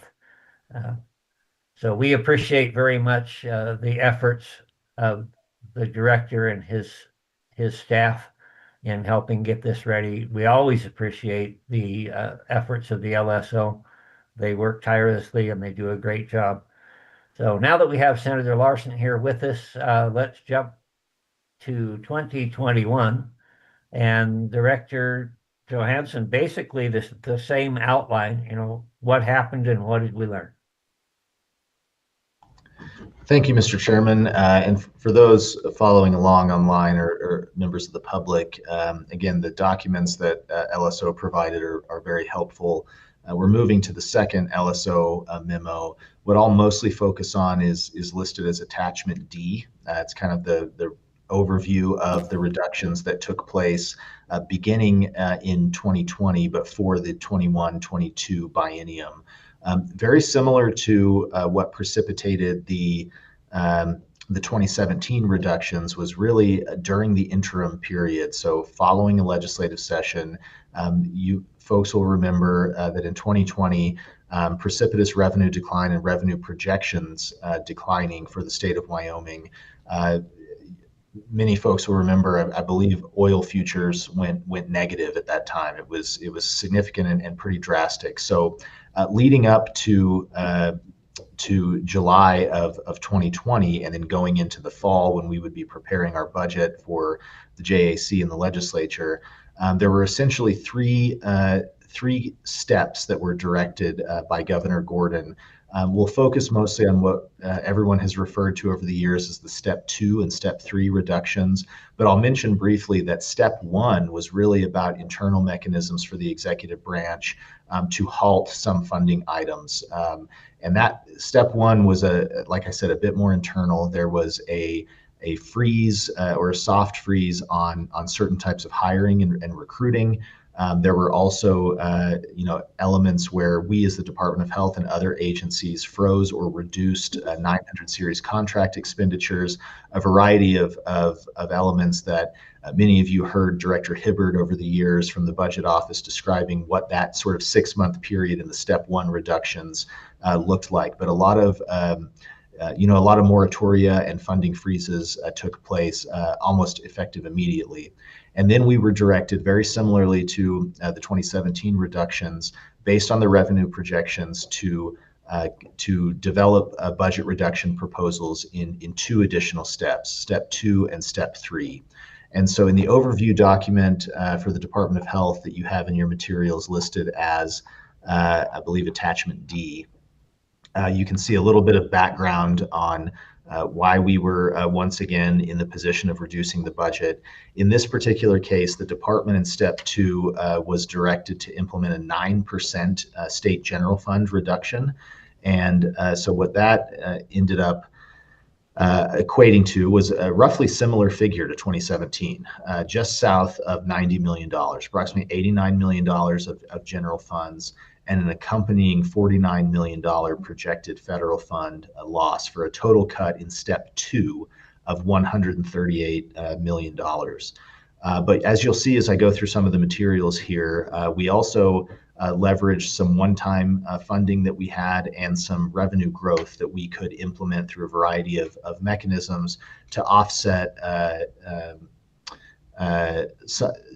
some of those cuts. And that was essentially around $21.5 million of quote unquote savings that the Department of Health generated to reduce some of the burden of those budget reductions. And we'll get into some of that detail here in a second.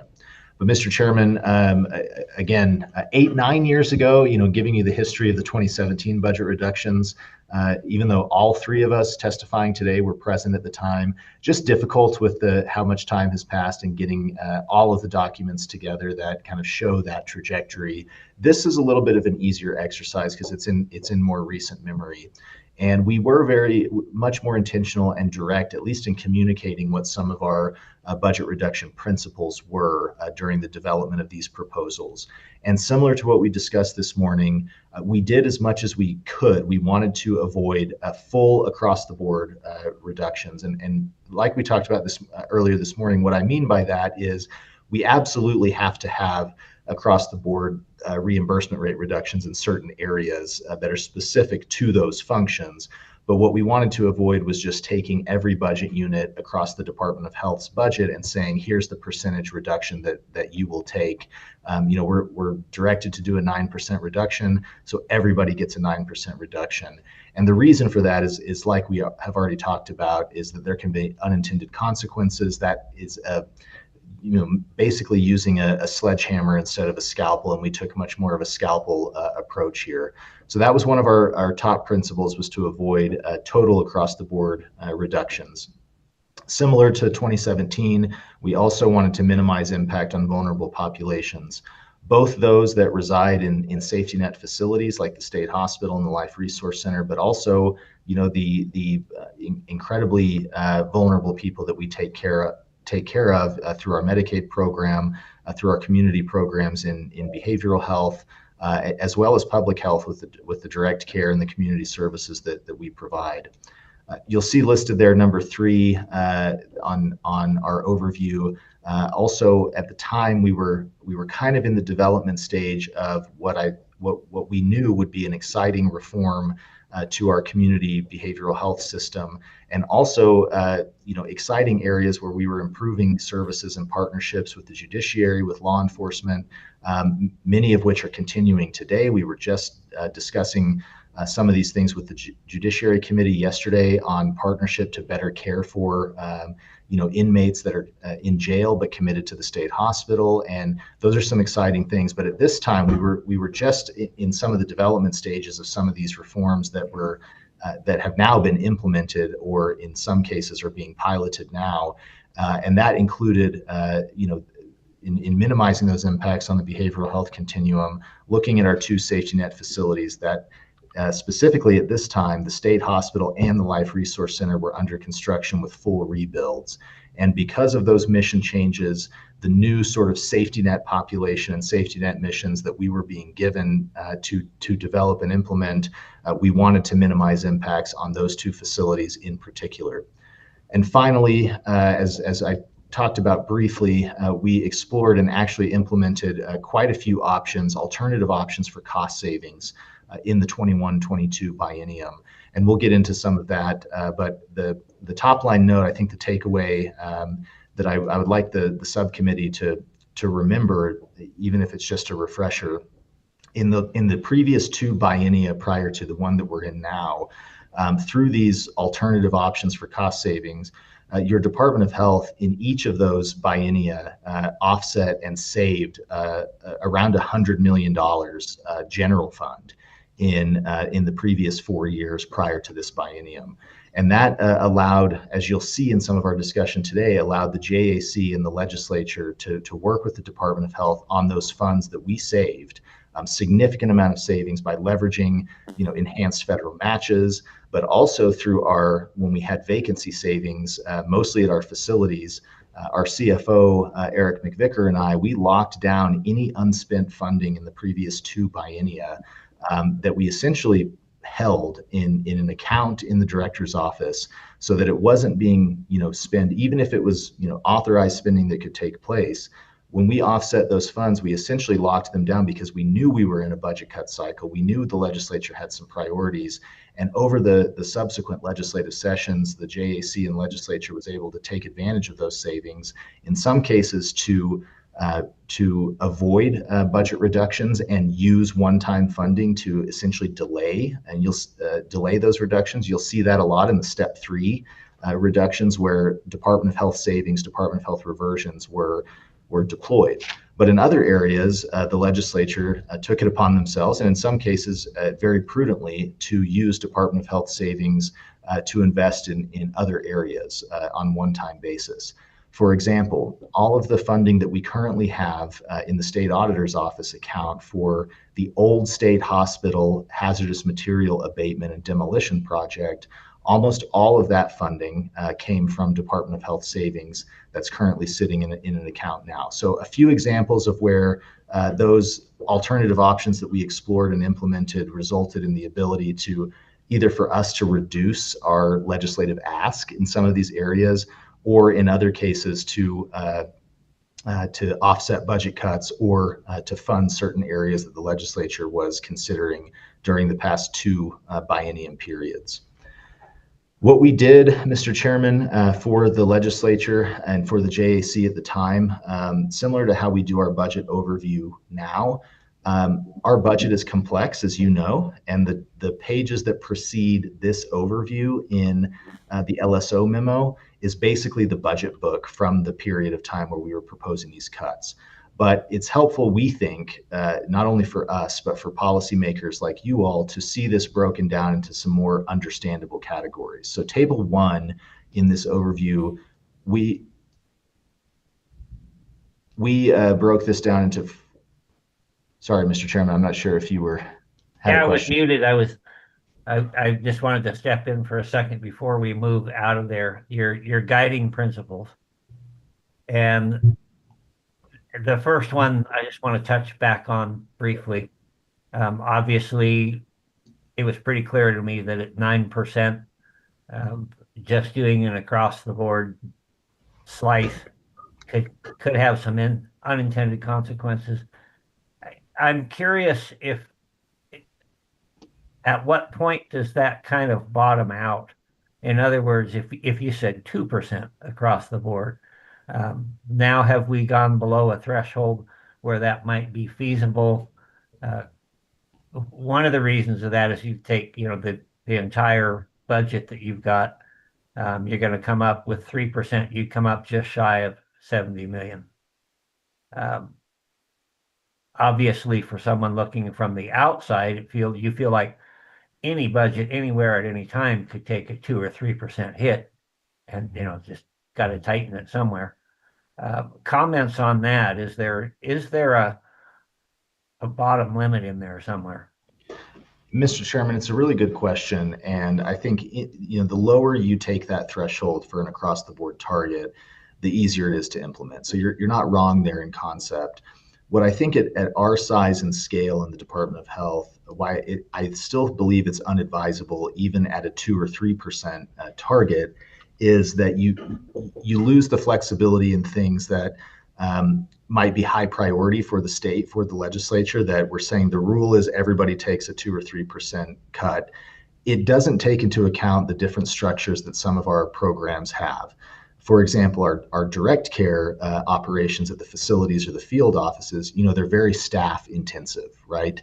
You have to have people, CNAs, nurses, et cetera, to care for people. And so those, even a 2 or 3% reduction at the state hospital, that would result in, it would be impossible for us to extract that in 900 series or 200 series contracting or administrative expenses. We would have to be looking at position reductions, and essentially what that equates to is bed reductions. And so I think that even at lower thresholds, while easier to implement, it ignores different types of structure where in other areas of the department, for example, Medicaid or community mental health, 95+% of those dollars, they're not internal, they're not staffing related, they're not overhead. That's just reimbursements out to providers, and that's a very different type of implementation and services within those areas. I think when you dig into the details, as Mr. Springer was explaining before, if you even at a lower threshold, there would be areas where we would say it's not advisable to cut this service because you're going to see an enhancement in a required service like emergency department or nursing home admissions or what have you. So conceptually, yes, you're absolutely right, and I think it stands to reason that any large budget can absorb a certain amount of percentage cut, but the impacts related to that, I think, even at lower scales, could be less strategic and less targeted, where the flexibility that the last two cut cycles that we're talking about today, where I think it's been beneficial for the legislature in conjunction with the executive branch to work in a more targeted basis, gives us that flexibility to be a little bit smarter, be a little bit more targeted, and say, a little bit of trust in the executive branch and the department to, know our operations and our enterprise and pick those areas where we think puts a lot of onus on us, absolutely, but also allows us to pick areas where I think those impacts can be minimized versus, just going straight across the board. But your question's a good one, because again, as you'll see in the 2021 cuts here, similar to 2017, in some of those areas like provider reimbursement rates, there's absolutely going to be across the board reductions that are much broader and felt more equitably across the systems.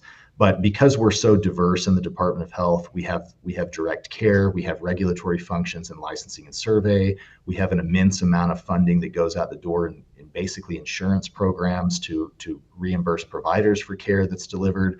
I think it's more beneficial to look at the very least at our divisional structures when you're thinking about across the board versus at the department level. All right, thank you for that. That's helpful. You bet. So, Mr. Chairman, the first table there, we categorize these into four, again, more discernible categories for policymakers: administrative reductions, contracted service reductions, full-scale program eliminations, and then program reductions, which program reductions are going to be the majority. That's reimbursement rate reductions, services that we are going to turn off, but maybe not fully eliminate the program itself. And you can kind of see that broken out by each division: aging division, behavioral health, director's office, healthcare financing, and public health on your top rows there. So you can see in red all of the numbers across those various categories. Again, that's department-wide, but broken out by division. In the 2021 cuts that we had proposed in step 2. And you can see the standard budget reduction for each division below the total general fund budget in that row there, and then ultimately the various percentages for each division, the percentage of our general fund in each division that was cut. And you can see, again, it's not across the board. We were much more kind of laser focused and targeted, which we'll get into here in a few minutes.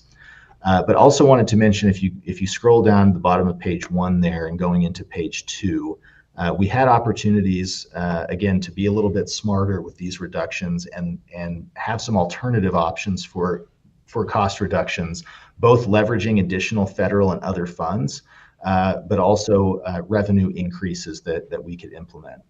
So table 2, on the bottom of page 2 of that overview document, you can see broken out by division, healthcare financing, director's office, and behavioral health, where we captured additional savings that are, I think, more minimally impactful to the communities and the populations we serve, but speak to what we were discussing earlier this morning on that we did in 2017 that kind of carried over in principle into 2021.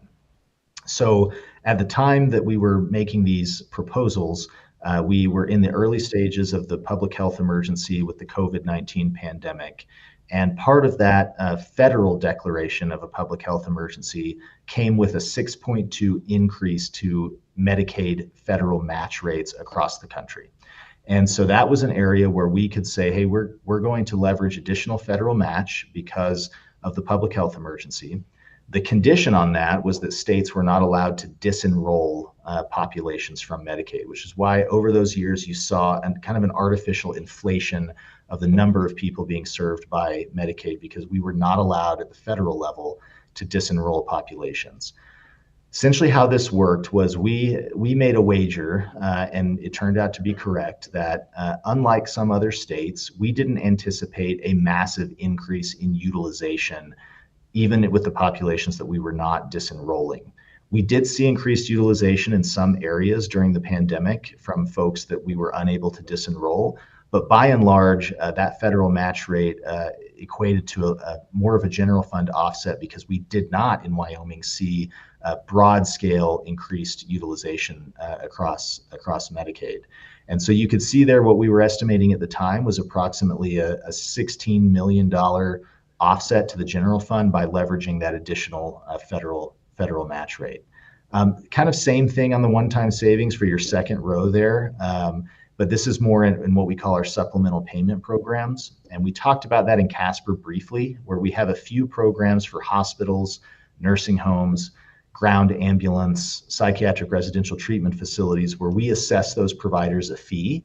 They give us that revenue, and then we match that revenue with federal funds. It's a federally allowable program that we were able, again, through an enhanced match rate here, to generate an additional $4.5 or $5 million of general fund offset through that kind of one-time opportunity.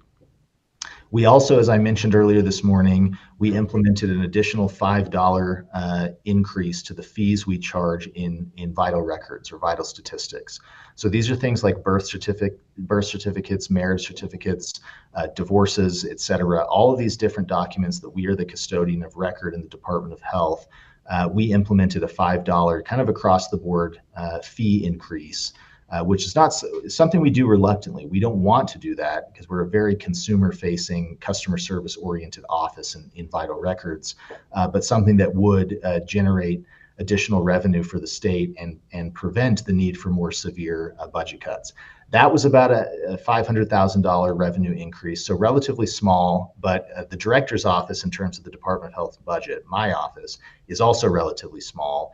And we wanted to make sure that, number one, as you'll see a little bit later, that we were participating in the budget cuts, but also doing what we can to increase revenue. The next one, also a little bit smaller in terms of its revenue generation. We also took advantage of that enhanced match rate during the federal public health emergency, but specific to what we call our Medicare clawback expenditures. Something we have in our budget that Jesse described in detail to you all when we were in Casper, but because of that enhanced federal match rate, we were able to see an offset here. I also made the decision at the time to implement a 10% reduction to our Title 25 reimbursement rates. This comes out of the state hospital's budget in the behavioral health division. And these are for folks who are going through the Title 25 civil commitment system, have not yet made it to the state hospital, but it's beyond 72 hours of an emergency detention, where now the state, per statute, is responsible for the financial costs of Title 25. These expenditures go to providers like WBI in Casper, Ivinson Memorial Hospital in Laramie, a little bit to Campbell County Memorial in Gillette, and some other hospitals. Cheyenne Regional has psych beds as well. And that reduction went from approximately $680 per day down to $610 per day. So we implemented around a 10% reduction to Title 25 reimbursement rates. We also made the decision, it was a very new program the legislature had authorized. It was called Senate File 150, and it was a little bit of money, about $1 million that the legislature had appropriated for, I believe, a year or two prior for health innovation studies. It was a new statute, a new session law, and given that we unfortunately got into this position as a state where our revenues had precipitously declined, we made the decision that we would put that program on hold. It was very new. There were no applicants at the time. So while it wasn't a direct reduction in expenditures because those expenditures had not been realized, we did take it off the books in the budget and essentially put a hold or a moratorium and announced to folks who might have been interested in applying for those, innovative programs, different models of care delivery, et cetera. We put that on hold as well. And then finally, we did a small reduction to contractual services at the Wyoming Life Resource Center, the WLRC in Lander. And it was a mixed bag of contracts. So we had some contracts for nurse practitioners, some various administrative items, grounds items that were contracted out, and we made a small, about $400,000 reduction to those areas. All in all, that ultimately generated approximately $23.6 million in essentially one-time savings that could delay the need for more significant budget impacts. And all of these that you see listed in the table were not only implemented, but they were approved by the legislature in the subsequent session. Mr. Chairman, the next couple of pages there just kind of give you a budget breakdown as you've seen before. Hold on, if you would, Director. Representative Sherwood does have a question. Thanks. Sorry, I wasn't fast enough on here. So the little asterisk on that table in relation to the Wyoming Resource Life Center, there was an unknown about how federal funds may or may not be reduced, I guess. So now that we can time travel, look into the future, were there a reduction in federal funds for that facility? Thank you. Mr. Chairman, Representative Sherwood, thanks for that question. I'll look to Eric if he knows off the top of his head. If memory serves, we did not see that $900,000 reduction in federal funds, but we might have to confirm that offline. Eric, if you don't know off the top of your head. Mr. Chairman, Representative Sherwood, yeah, we did not see that reduction. As the director said, I'll double check on that, but pretty sure we didn't see that reduction. I think with these, when we put these together, we wanted to be as conservative as possible in the likelihood that some of these things could happen. I believe in this case it did not.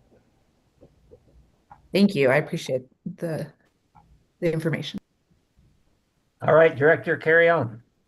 Thank you, Mr. Chairman. I'll be brief with the remaining part of the discussion, but similar to what we went through before, starting with the Division of Healthcare Financing, again, since it represents the majority of the Department of Health's general fund budget, a lot of areas were hit here. And as we talked about earlier this morning, several of those principles carried forward. So you will see a mixed bag of both reimbursement rate reductions, in some cases full-scale program eliminations, a few of which I'll talk about, and then some administrative expenses, as well as more unique policy options to leverage additional funds.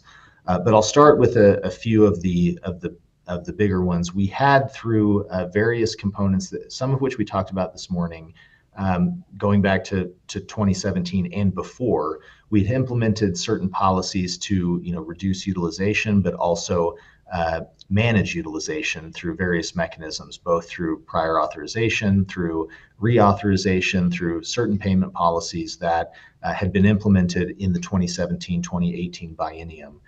What some of those resulted in were actual service utilization reductions, which correlate to cost reductions. And we wanted to capture that in the budget. So a pretty significant budget cut was realized across multiple units in healthcare financing, totaling what we projected approximately $20 million that we could then book into the Department of Health's budget for the JAC and the legislature to say, you can now permanently reduce that overall budget exposure by that amount.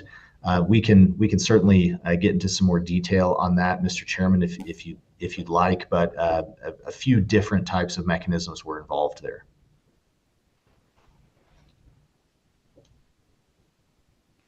I think the detail can wait. You know, as I mentioned at the first meeting, we can meet anytime and confer if there's a question that comes up upon review. Sure. But I definitely want to make sure that we have time for any public comment that comes in. So. Absolutely. And in that spirit, Mr. Chairman, I'll be brief and kind of pick some of the higher order items here that I think are most relevant. The next one, again, across multiple units, we implemented a 2.5% reduction to most Medicaid provider rates. And this is where you get into more across the board type mentality, but specifically within a division and within the Medicaid program.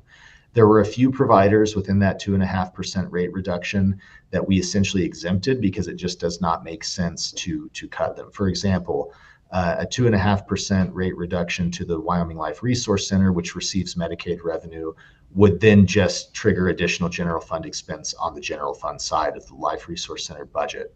You also have, federally qualified health centers, other types of providers where they're mostly, if not all, federally funded. So a reduction does not save any general funds there. So there were a handful of provider types that didn't experience that 2.5% reduction. But for the most part, when you look at hospitals, nursing homes, clinics, physicians, rural health centers, et cetera, we did broadly implement a 2.5% rate reduction, which totals approximately 11 to $11.5 million, or $22 million total with the federal match. The next one I'll mention, Mr. Chairman, kind of getting into some major program changes. We also transitioned the Children's Health Insurance Program, or CHIP, to be administered in-house by Wyoming Medicaid, kind of as a Medicaid lookalike. And the reason for that was historically the CHIP program had been contracted out to a private insurance. We would do an RFP periodically, generally receive one bid, and pay a private insurance company to administer the CHIP program. A few reasons why this resulted in cost savings. Number one, generally speaking, not across the board, but generally speaking, in some areas, private insurance rates are higher than Medicaid reimbursement rates. But also, when contracting out with private insurance, you're also paying somewhat of a premium for their administration. And our administration in Department of Health and Medicaid is significantly lower than most private health insurance programs, where you typically see around 15 to 20% administrative load in the overall cost. So we were able to realize overall about a $10 million savings in bringing the CHIP program in-house. 3.6 million of that realized in state general funds. We also mentioned earlier this morning prior authorization tools that we have, and this speaks directly to Representative Sherwood's question before. So over time, now we're fast forwarding to 2020 and 2021. We had implemented prior authorization and these types of mechanisms in behavioral health in the prior round of cuts. This was implementing that at a little bit of a higher threshold, but at 30 visits per year. And you can see the projected savings there of around $2 million general funds. And I know I'm going one by one here, but I'm not going to hit every item in this table. These top ones are just, I think, very important for your consideration as policymakers. The next one in Unit 485, this gets to our developmental disabilities waiver. We did reduce the slots on the comprehensive waiver and corresponding slots to the supports waiver, essentially on a one-for-one basis. So not funding anybody onto the waivers unless those slots, were available on a one-to-one. So it's somewhat of an attrition mechanism where we're essentially waiting for folks to go off the waiver before we fund additional slots. But we did implement that in step 2 reductions.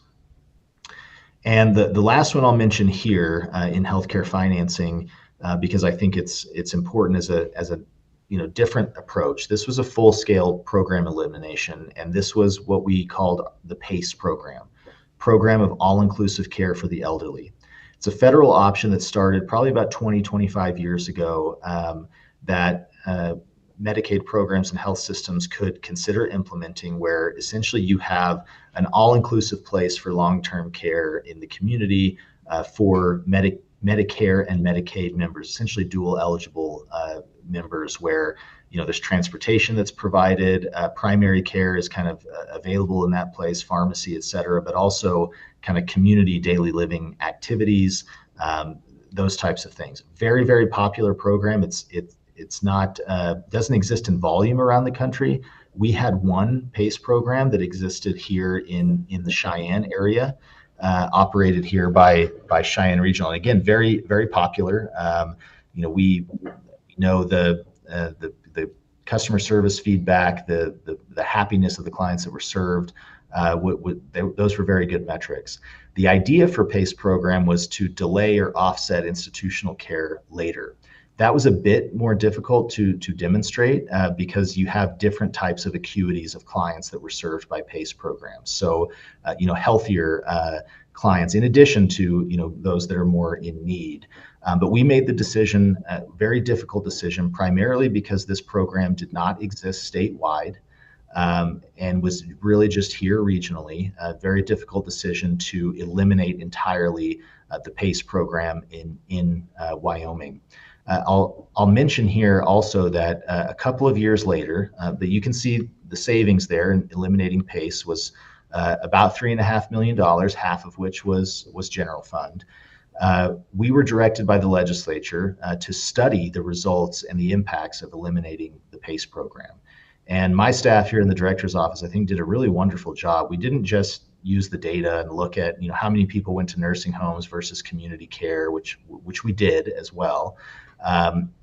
But we also reached out to all of those previous PACE enrollees, the folks that we could get in touch with, or their families, and had a survey and asked them about how they felt about the program when they were in it, what the impacts on their lives were when it went away. And we're happy to share that study that we gave to the legislature a couple of years ago with this subcommittee. I think it's an interesting kind of case study in budget reductions where, again, very difficult decisions, but you can get a sense of those qualitative impacts on people's lives. But by and large, one of the other reasons why we made the decision to eliminate this program entirely was that we had, our community choices waiver in Medicaid that offered maybe not as popular or in some cases even as robust or good of service, but services available in your home and community through the community choices waiver, so that you weren't just relegated to, okay, PACE is being eliminated,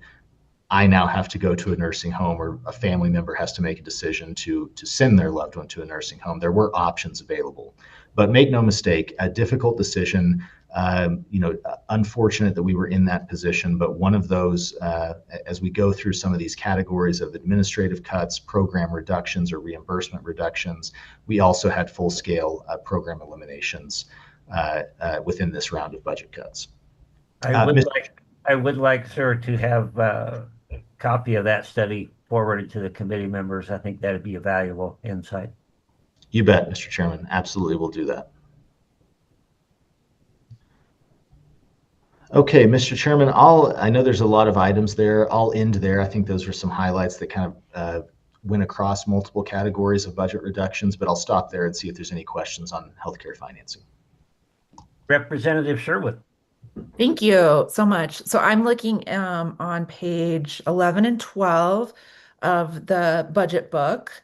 And so it's trying to make sure that this is clear. So the elimination of services from the comprehensive waiver that were also offered through other state plans, so skilled nursing, et cetera. I'm just curious on that one. Like, did we see people transition or fall through the cracks, or just go with those reduction in services through those waivers?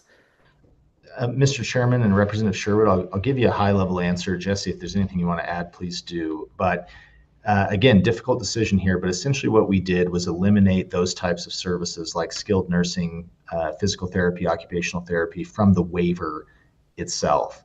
Those are services that are offered through Medicaid state plan, which those clients on the waiver also qualify for. But there's a difference in how they are able to be provided. In the waiver system, you're essentially talking about habilitation. So you could use PT, OT, skilled nursing more as maintenance of those services. Whereas in state plan, Medicaid state plan, it's rehabilitative. So the medical necessity component is about a certain condition that you have, and you're getting the skilled nursing, the PT, the OT, and must demonstrate that a condition is getting better.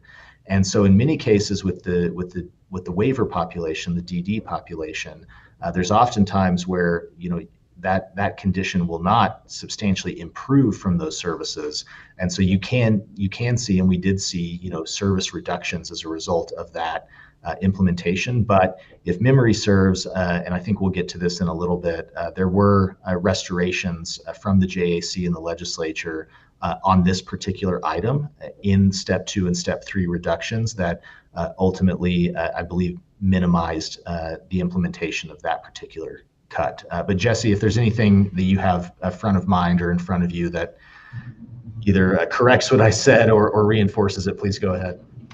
Chairman Pendergraph, Representative Sherwood, just a little bit more.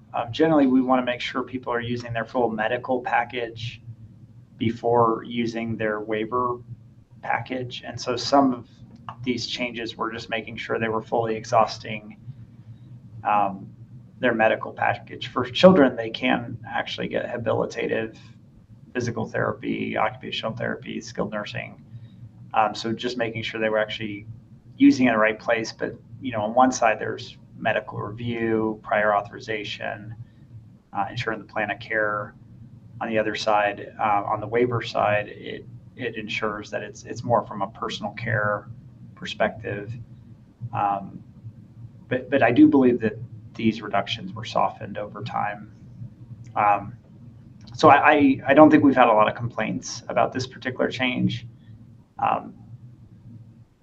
There's been a lot of changes, but this particular change, I think, with the changes the legislature made, was implemented in a way that didn't generate a lot of complaints specific to this one. And Mr. Chairman and Representative Sherwood, probably helpful for me to point out on attachment E of the LSO memo, you can see about halfway down in that table the reductions to the comprehensive and supports waiver. And you can see in the subsequent columns where both in step 2 and step 3, you have partial and full restorations. So that's what Jesse's alluded to. The full proposal of this particular budget reduction was softened by the legislature in the subsequent legislative session when it was discussed. Thank you. Oh, please proceed. Thank you, Mr. Chairman. So unless there's other questions on healthcare financing, we'll move on to the Behavioral Health Division. Chairman Pendergraph. Yes, Can I ask a question? please do, sir. Thank you. On the skilled nursing, I got it's kind of a two-part question. On the Medicaid fraud, how much money are we getting back? And has there been any studies on the medication, on the skilled nursing for the group homes of the medication errors, since you don't have a skilled nurse doing that? Director? Mr. Chairman, thank you, and Representative Stuybar. I don't have the numbers in front of me specifically on fraud and program integrity recoveries. We can absolutely prepare that in what that's looked like over the years. I'll see if Jesse has any comment on skilled nursing services. I just don't have that info right in front of me. We might have to follow up with you, Representative Stuybar. Jesse, anything you want to add there?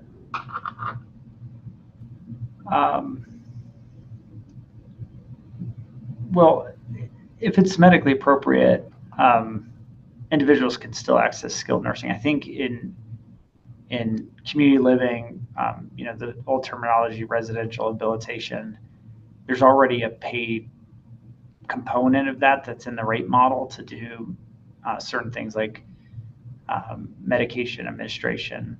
I don't believe we've seen any increase in medication errors. I think there's good oversight there, but we're happy to look into that more. Any further questions, follow-up? That's good. Thanks, Chairman. Thank you, Representative Stivar. I would also mention that our next meeting in 2 weeks, I want to be looking at some fraud, waste, and abuse countermeasures, how we're defending ourselves. And some of these issues will certainly come back up, but that's just a little foretaste of what we have in store. So, please, sir, Director, please carry on. Thank you, Mr. Chairman. And like I said, Representative Stivar, we'll follow up on those 2 issues and make sure that we circle back with you, but also look forward to that discussion at the next subcommittee meeting on program integrity and recoveries and those types of things. We'll start to get prepared for that discussion. Moving on, Mr. Chairman, to the Behavioral Health Division and the overview. We did make a significant reduction, like we did in the 2017 budget cut package, to Unit 2510, our developmental preschools, essentially taking a sum total of over $8 million out of that. So similar dynamic with maintenance of effort, federal oversight. We didn't anticipate any loss of federal funds here again, because we had that experience from 2017 that we could make these reductions and waive out of those maintenance of effort requirements. But like I mentioned earlier this morning, it is kind of a dynamic process in subsequent years where that oversight from the federal perspective does come back into play with additional requests that the department is required to bring you all with external cost adjustments, per child amounts, et cetera. But that's the first one you see on the table there. Once again, we made a small, about an $800,000 reduction to our court supervised treatment program, or drug courts. Again, that program now is no longer administered by the Department of Health. It's administered by the Supreme Court. So all of that budget, post-budget reductions, was transferred about 1.5 years ago over to the Supreme Court and is now administered by the judiciary. We made some smaller administrative reductions to our recovery support unit, some administrative cuts both from support services, 200 series, and salaries. We cut an HR human resources position at the state hospital, and we eliminated fully our respite care program, which was very small in behavioral health. Made the decision about $140,000, $150,000 to eliminate that program in Unit 2511. Questions on behavioral health before we move on to public health? Any questions? Seeing none. Yes, Mr. Chairman. Okay, go ahead. On the cuts, did that affect the DSP workers in the community centers? Director? Mr. Chairman, Representative Stivar, no, not specifically in the Behavioral Health Division cuts here, but I think what you're getting at is earlier in the overview with healthcare financing, any reductions to our waiver system would have a trickle-down effect on DSPs and direct care there, but not specific to the Behavioral Health Division in these cuts here. Thank you. You bet.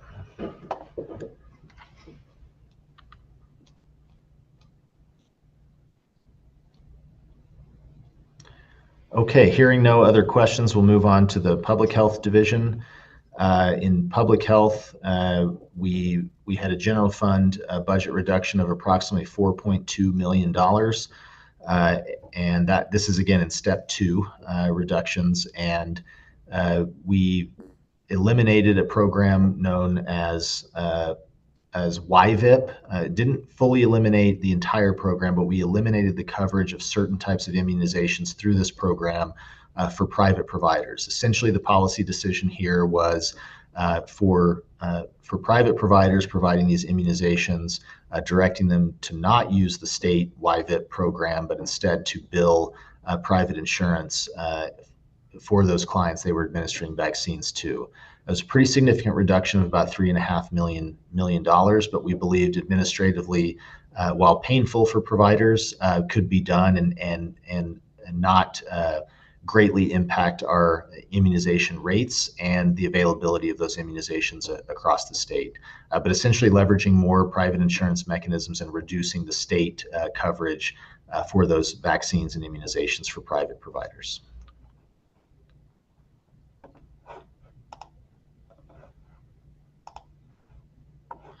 And I might look to Elizabeth at LSO. It looks on my screen like we lost our chairman. Should I pause or continue?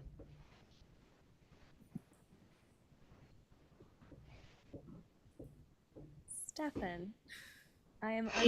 He lost connection. He lost connection. I will defer to Representative Sherwood and Senator Larson as to their preference in the absence of their chairman. I would suggest just a 5-minute pause here. Fantastic. We'll go ahead and put a break slide up and take a break for 5 minutes. I agree.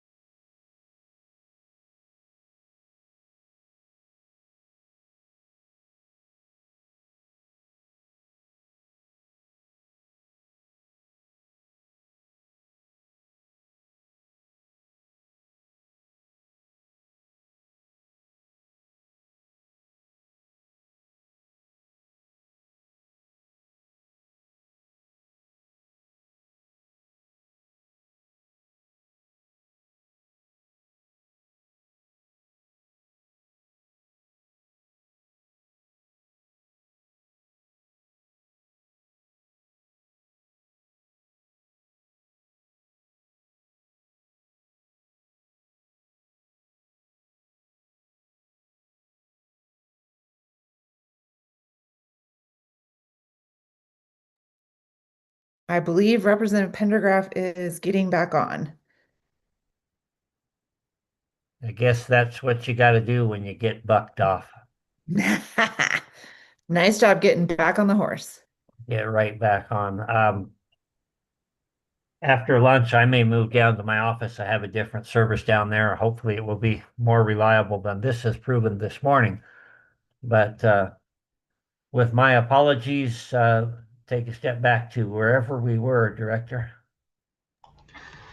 You bet, Mr. Chairman. So I just explained the first cut or elimination in our public health division, which was our YVIP program. We essentially curtailed that back about $3.5 million to not allow private providers to take advantage of that program, and instead direct them to bill insurance for those immunizations and vaccines that they were providing.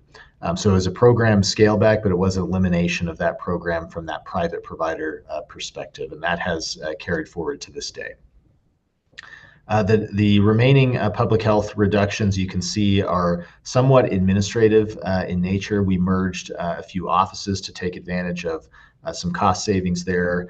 We reduced some 600 series contracts to counties and replaced those with other funds instead of general fund.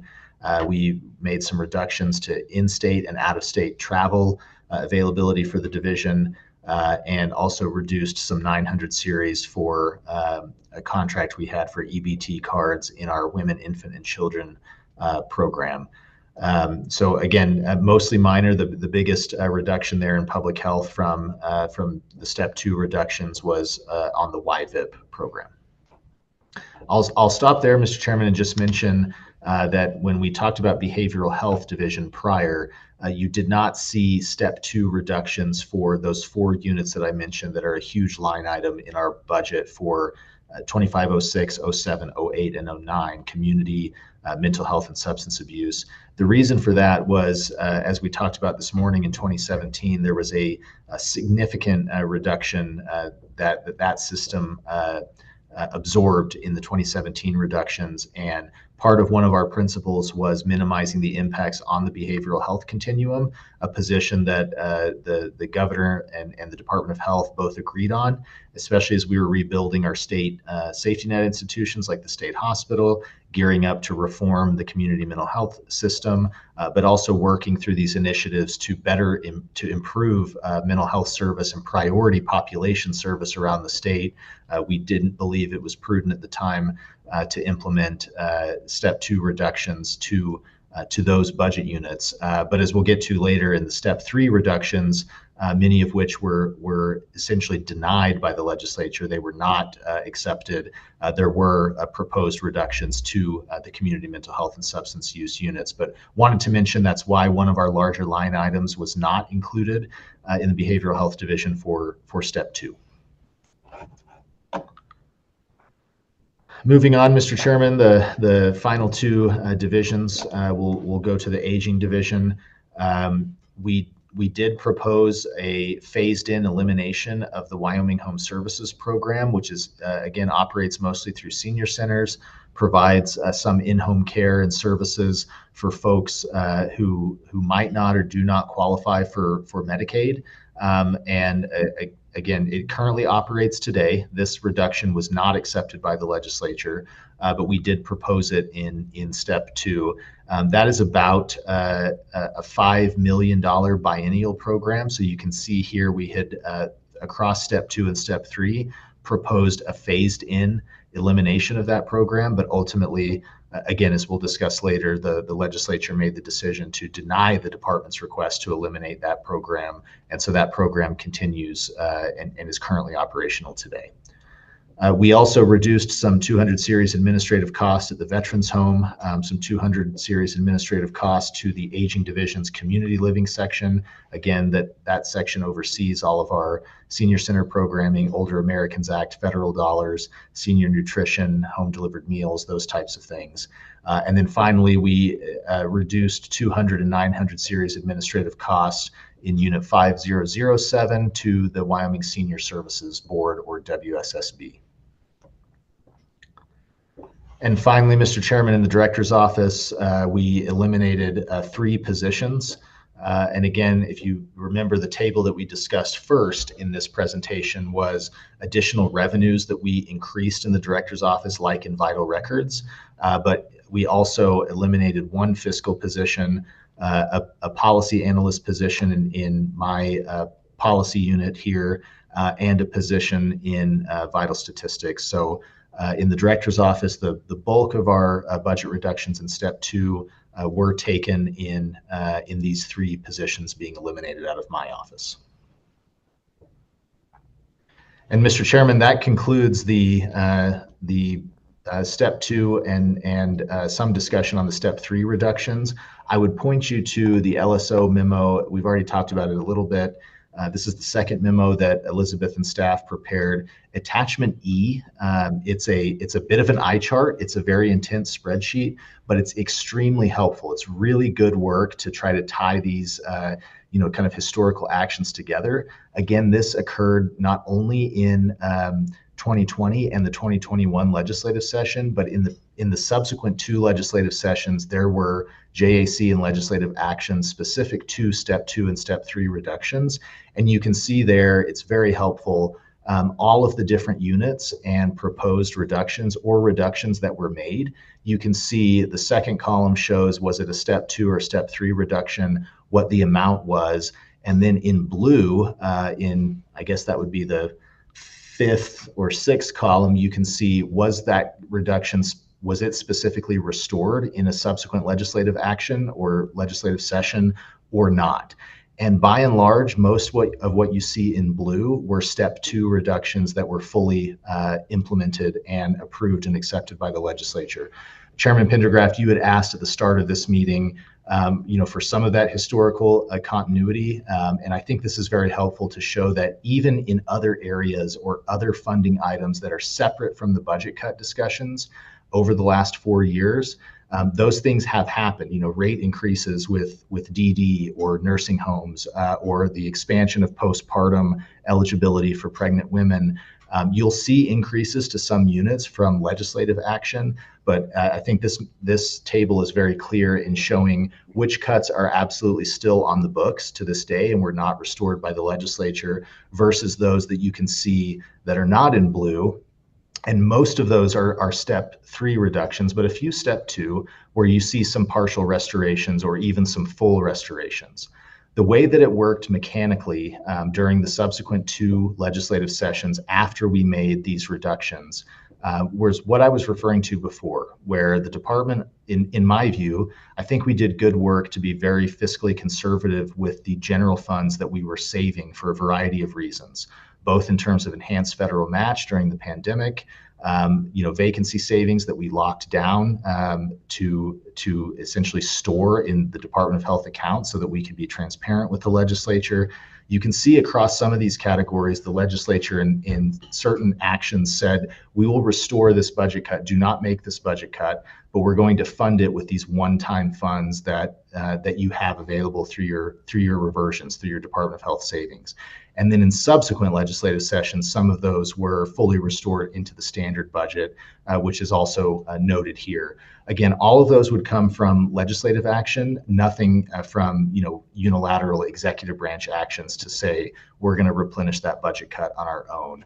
These were all of the step 2 and step 3 budget reduction actions were we were engaged with the legislature over those years, and the JAC and the legislature ultimately made those decisions. So with that, Mr. Chairman, I know that's a lot, but I know, public comment is of top priority here. So happy to answer any additional questions, but hopefully that was a decent enough overview to give you a sense of the principles we carried forward from 2017 budget reductions into 21-22. But also it was a bit of a different time period because we had the ability not only to leverage additional federal funds, but I think through some pretty thoughtful management of the state general funds and the Department of Health, we're able to even further minimize impacts through significant savings that we had generated. Thank you, Director. Any questions from the committee?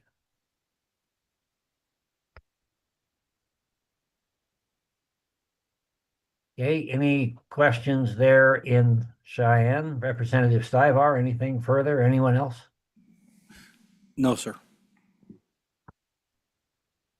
Do we have anyone online wanting to comment?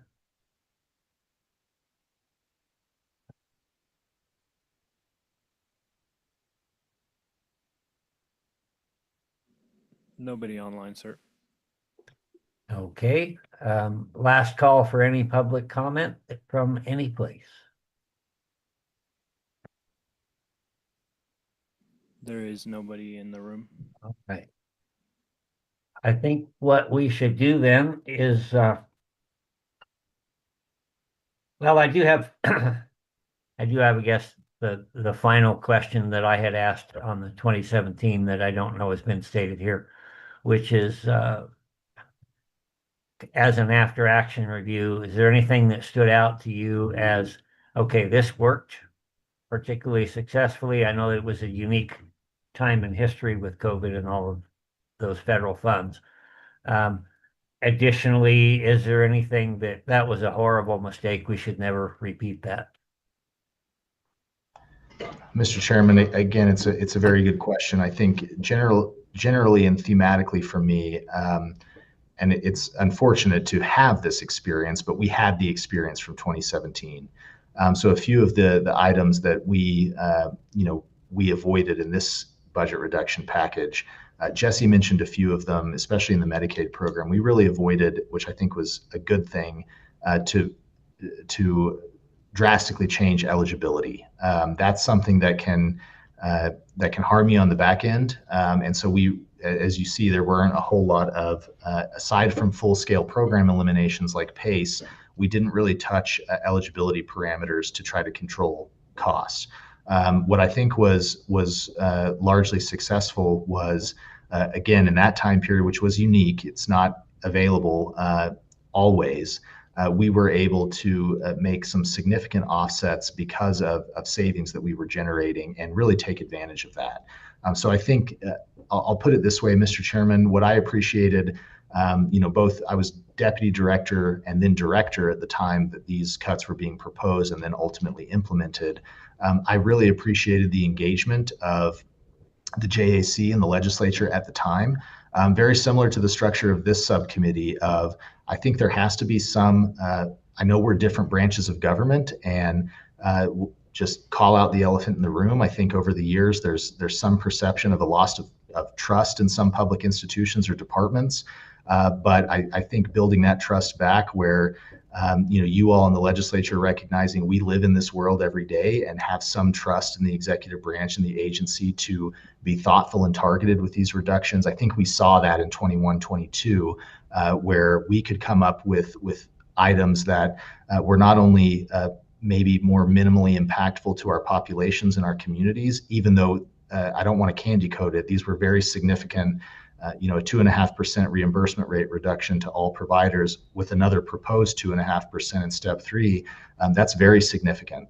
And then certain populations, not having access to services like eliminating the PACE program, there are direct, negative impacts to people's lives. But I think the partnership between the legislature and the department and the governor's office at the time was very healthy in knowing and recognizing that these are tough decisions to make. So I think, in terms of our operations between branches of government, that was a big success in my mind. And with the lessons learned from 2017, as painful as some of these cuts were, I think operationally we were able to implement them with as much minimal impact to people's lives and communities as possible.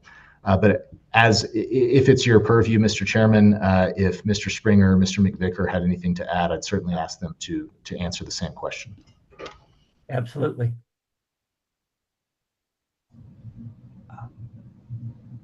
Mr. Springer. Chairman Pendergraft, I think once we got to the step 3 cuts, and step 3 really was when we needed to get to a higher percentage.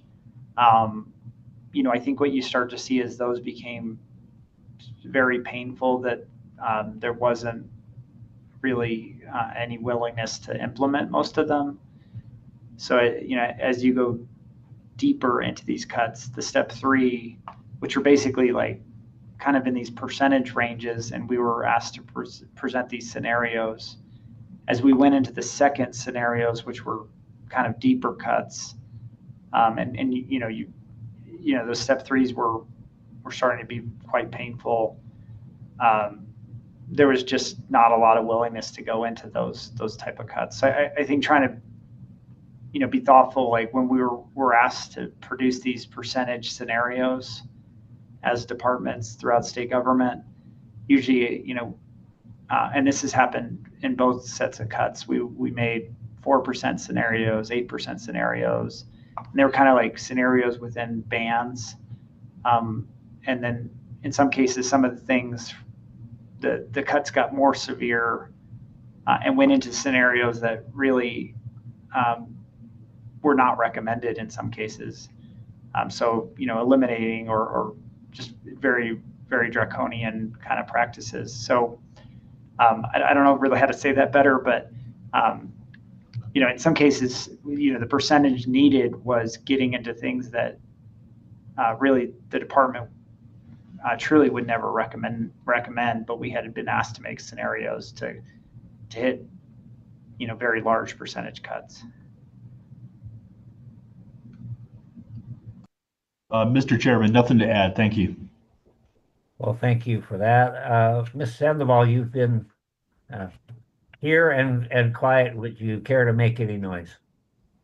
Mr. Chairman, I'm always happy to make a little bit of noise. I think my colleagues have really very well articulated the processes that we use to analyze and identify these cuts.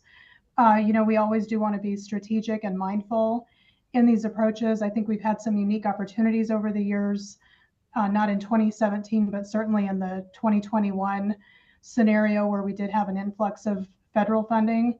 But just as the others have stated, we've always tried to be strategic with the things that we're doing and really trying to be mindful of the impacts on communities and being good stewards of the resources that we have. So thank you for the opportunity to add my 2 cents. I appreciate it. Absolutely. One last call. If there's any public comment, now's the time. Speak now or forever hold your peace. Well, not forever. You get a chance this afternoon.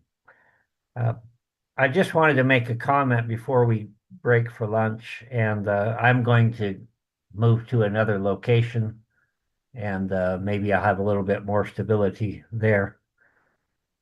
Comment also has to do with sustainability. In 2017, because of what was going on in 2016, we had to make cuts. 4 years later, we're looking at making cuts. 4 years later, we're confronted with the possibility of the same.